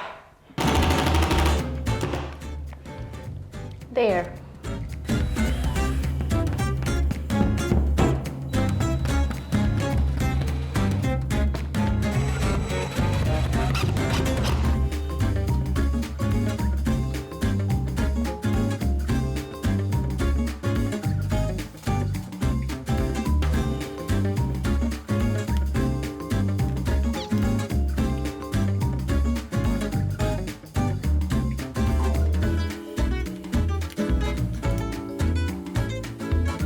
It's on. Now I just gotta put the ends. Oof.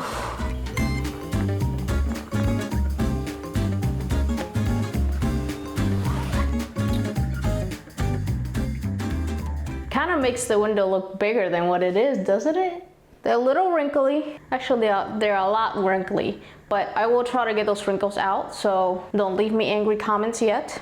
But I don't know how I'm gonna do it because the instructions say not to dry them, like not to put them in the dryer. And that was like my go-to to take the wrinkles out. Maybe it's because it has this blackout liner. So these are blackout curtains. I'm hoping that this is not the blind that stays here. And I say that because I don't have the one that goes here yet. I wanted to put the same style of blind that I did in the office. And I got one, slightly different color so it matches better in here. It should get here tomorrow. So if it gets here, I will be doing a nice little blind here.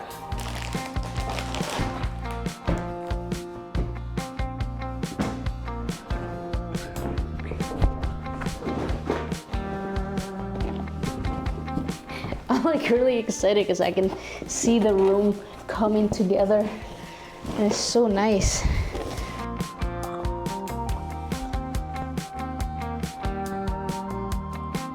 It's really pretty, I love it. If you remember when I did the one-day makeover and I couldn't decide between the rugs, there was like a lighter reddish one and there was the green one. This is the green one, but much bigger.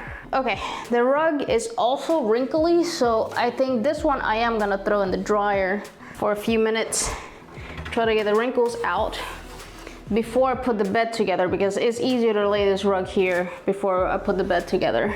But the more I look at it, the more I really like this rug. I love the colors because it has the creams, it has browns, and then it has like a hint of green. Like in the borders, in the edges, it has a hint of green, so it like matches with the greens. That's the way, I like it, that's the way, I like it,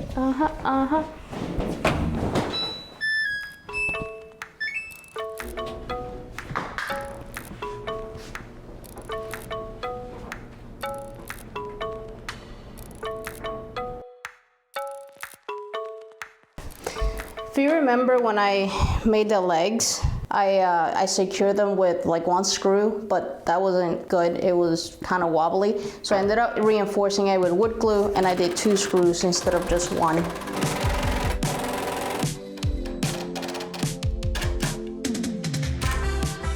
Oh, there you go. This bed is solid. So when I finished building the bed and I put all the slats, I never secured them because I knew I had to take the bed apart to stay in it and to finish the room. And I asked if I needed to secure them down or if the mattress weight would be enough. Most of you said yes, it needs to be secured down. And I was gonna just screw them down, but someone suggested Velcro. So I'm gonna try it.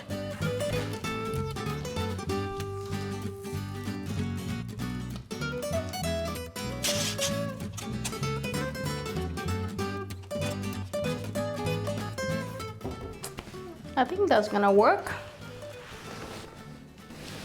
Maybe I went overkill by doing the whole strip, but it's easier than trying to cut every single little piece, having to space it, you know, accurately. I just did the whole thing, and I'll just put the slats wherever they go.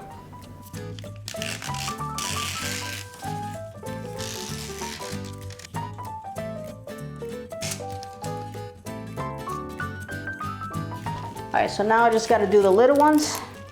So I gotta cut about 22 of these. So this will make a lot of people happy. I'm centering the bed with the room. When I did the one-day makeover, I left the bed against the wall, and apparently I broke the law of design by doing that. I think about 95% of the comments were y'all telling me to center the bed. And I agree, it looks better, it's easier to make the bed, and it definitely looks balanced. But before I moved into this home, I've always lived in very small places, and at some point the bedroom has been my entire living space. So having a bed against the wall gave me more room to have my things. It gave me more open space. So having the bed against the wall has never bothered me. I'm not happy with the Velcro. It's kind of loose on most of them, actually. I don't know, I just thought it was gonna hold better, and it didn't. I think it'll be fine for now. I'm just gonna move forward. And if I notice that these move with the mattress on, then I'll come back and just put a screw through them. And that will be my solution.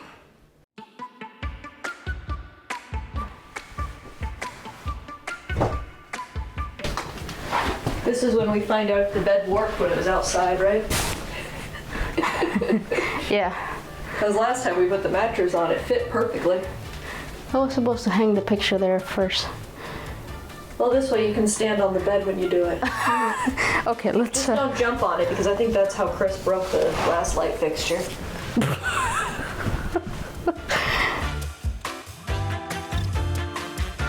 Looks like the bed's kind of got an air bubble. Okay. You know what? I think I know the best way to flatten out the mattress. What? I love that light fixture. Yeah? Yeah. I think I'm just gonna lay here and stare at it.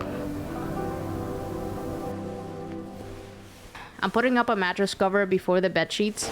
Oh. And for the bed sheets and the comforter, I'm doing a cream color.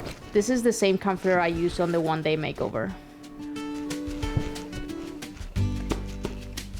Alright, I'm almost done with the bed, but I gotta do something about the wrinkles on the curtains here. I forgot how to say curtain. So I have this little steamer, which is usually what I use to get the wrinkles out of my shirts and stuff. So I'm gonna try this and see if it takes the wrinkles out. Trying to take the wrinkles out of the comforter was like the hardest. I tried to do it with a steamer, but they wouldn't come out. So then I tried the iron and it worked a little bit. So now I'm hoping that it worked with these. I feel like I need one of those like super big steamers.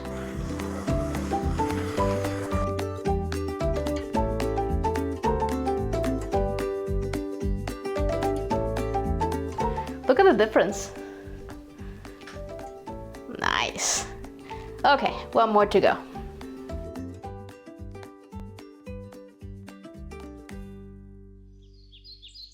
I thought I was gonna finish this yesterday, but no, I still have stuff to do. I don't know why I feel like putting the room together is like a very quick thing, but then I end up like coming up with extra projects, like staining the light fixture, and then wonder why my simple projects turn into weeks, months. Anyways, I got the blind, and I noticed that they sent me the wrong size, but that's a good thing for me because that's the size I needed. I could have swore I'm pretty sure I ordered 36 because there was no option for 35. So let's see.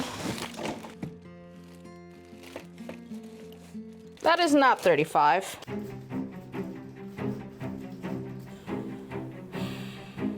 You lied to me. That's 36. It says 35. Look. Right? And I know with some blinds, like when you buy them from Lowe's and you buy a blind that's 35 inches, for example, it's actually half an inch shorter, like 34 and a half. Some blinds are like that, but you can't make them bigger.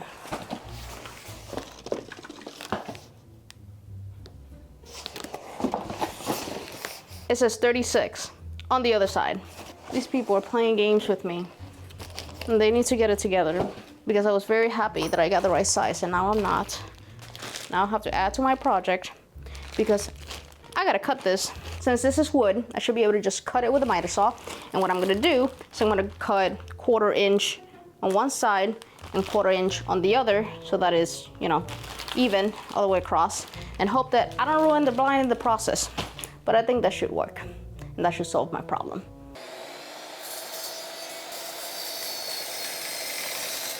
Okay, maybe this wasn't the best idea. Gotta splinter the ends. Oh crap.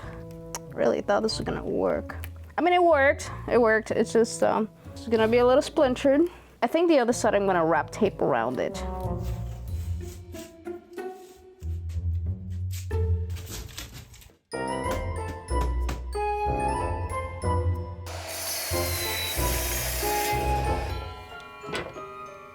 I don't think that was much better. Dang. Really thought this was a genius idea. It's not terrible. It's not perfect. It's just gonna be a little rough around the edges. And I'm okay with that. What else am I gonna do? I'd rather spend the money, so I'm gonna hang it and be proud of it.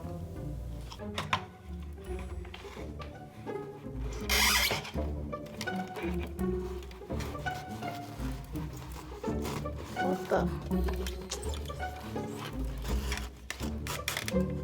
I always think these blinds are simple to install, and they probably are, but for some reason they kick my butt every time. I think I got it mostly straightened up. So 2 out of 10 recommend this technique of cutting it yourself. Unless you're desperate like me.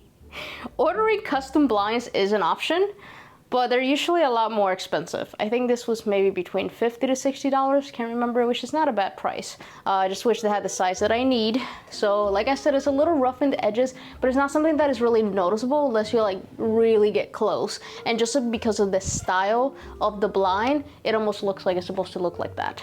I should have cut it a little bit more. Like it is a little tight here in the edges, but I am afraid to cut this again because if I do, it might get ruined and then there's no going back after that. So I'm just gonna leave it. It's fine, it's perfect. After all that, I am proud of my blind. That's a little rough in the edges, but nobody will know, except for the whole internet. Okay, what am I doing next? I'm gonna go have lunch. Say hello to my new accent chair. Not so new. I got it from the side of the road. Like, literally. So if you remember when I was working on refinishing the furniture, the little dresser and the 2 night tables, somewhere in between that project, I was driving and I saw this trailer full of furniture with a sign that said free. And I saw this chair and I was like, I think that chair is gonna match with the bedroom. So I turned around and I went to look at the chair, and then right after that there was more furniture there, so 2 guys stopped and helped me load the chair into the car. And I came back, I brought the chair, and yes, I did check the chair for bugs. I actually did like a research of how to check for everything. What in the world? Oh, stuck on the hitch.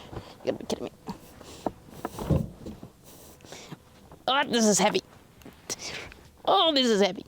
That's heavy. I turned it upside down. I like checked everything to make sure that, you know, I wasn't bringing something like eel in here. So chair's fine. It just needs a good cleaning, which I do have the little steam thingy to clean furniture. I have that, so I just needed a good cleaning. And I didn't include that on the furniture video because I wasn't sure up until this point if I was gonna use this chair, because I didn't know if it was gonna go well with this room. But after I put it on here, and I think that is perfect. And I literally got all the furniture for free. The dresser was free because my last roommate that used to stay in this room left it behind. The little night tables were free. Tony's mom gave me those. I got this off the side of the road, so that was free. The mattress of the bed my dad bought, so technically I got it for free because I didn't pay for it. And then the headboard was built from scratch with pallets. And the bed frame was the one thing I did pay for the materials. But the furniture in this room, all free.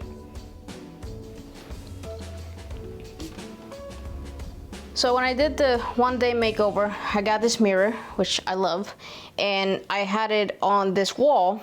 Many of you told me that it was not a good idea to have a mirror in front of the bed. I can see why.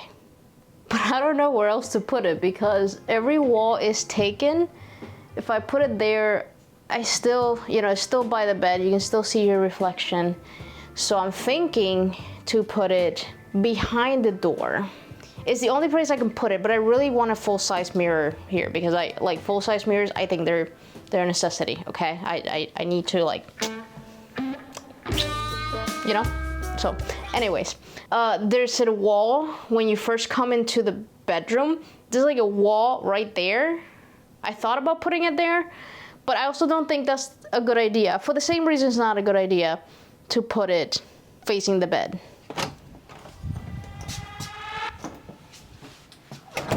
There's also an outlet there, and I don't like covering outlets.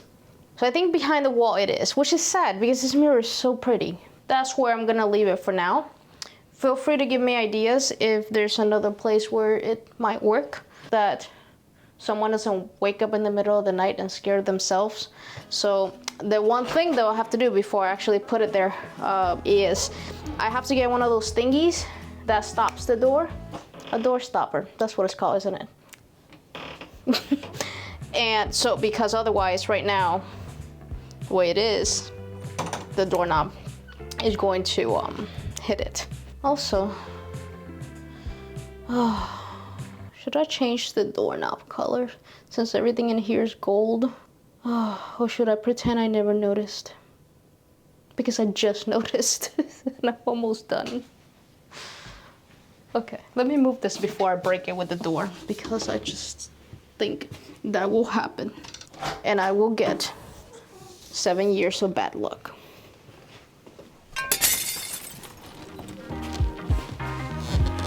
I really should have done this before I put the bed in place. But my plan is to put this picture here so that the smoke alarm doesn't feel lonely.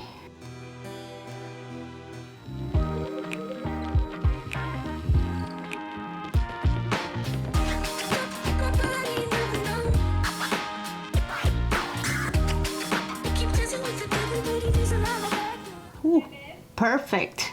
Yes? No way. You're messing with me. I think there's no way. That screw is not long at all. You're messing with me. I'm messing with you. Wow.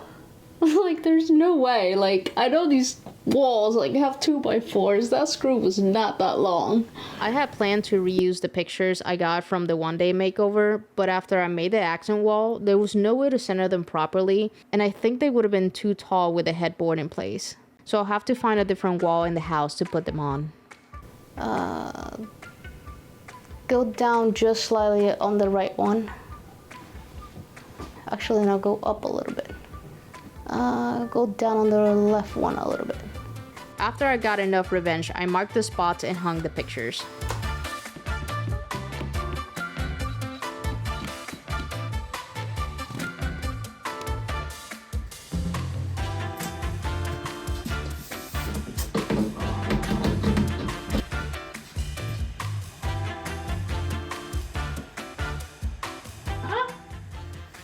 Very nice.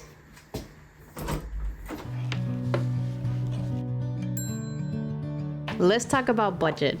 I was hoping to do this bedroom for less than $1,500, but that changed after I decided to do the floors, and I went quite a bit over. But I like to show you these numbers and be open about how much these things cost, so that if you ever do anything like this, you know what you can do in a budget and decide how much you're willing to spend. I spent around $2,300 on this bedroom makeover, and that seems like a lot.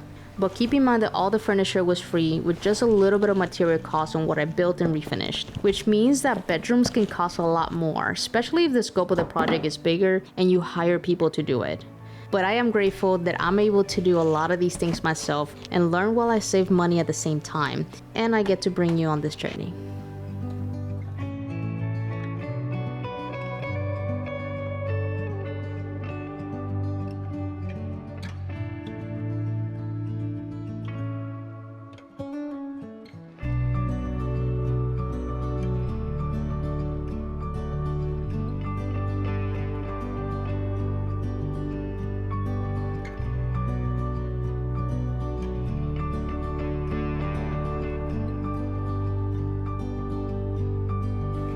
I love how this room turned out.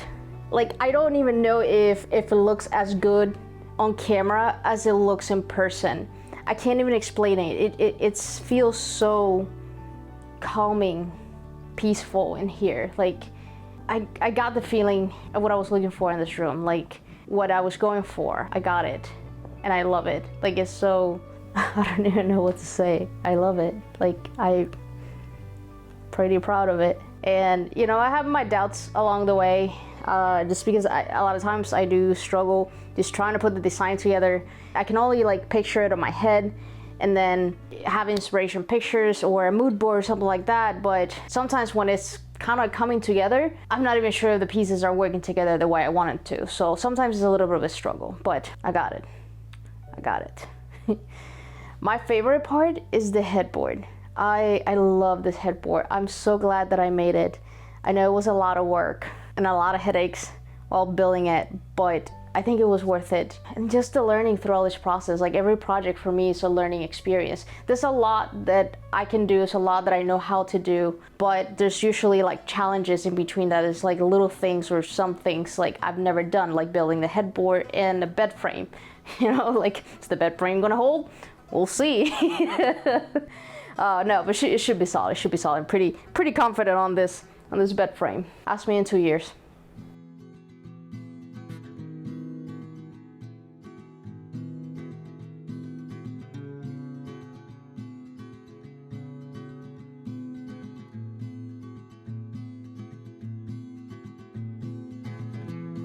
Joy, what do you think? You like it? Like your new room?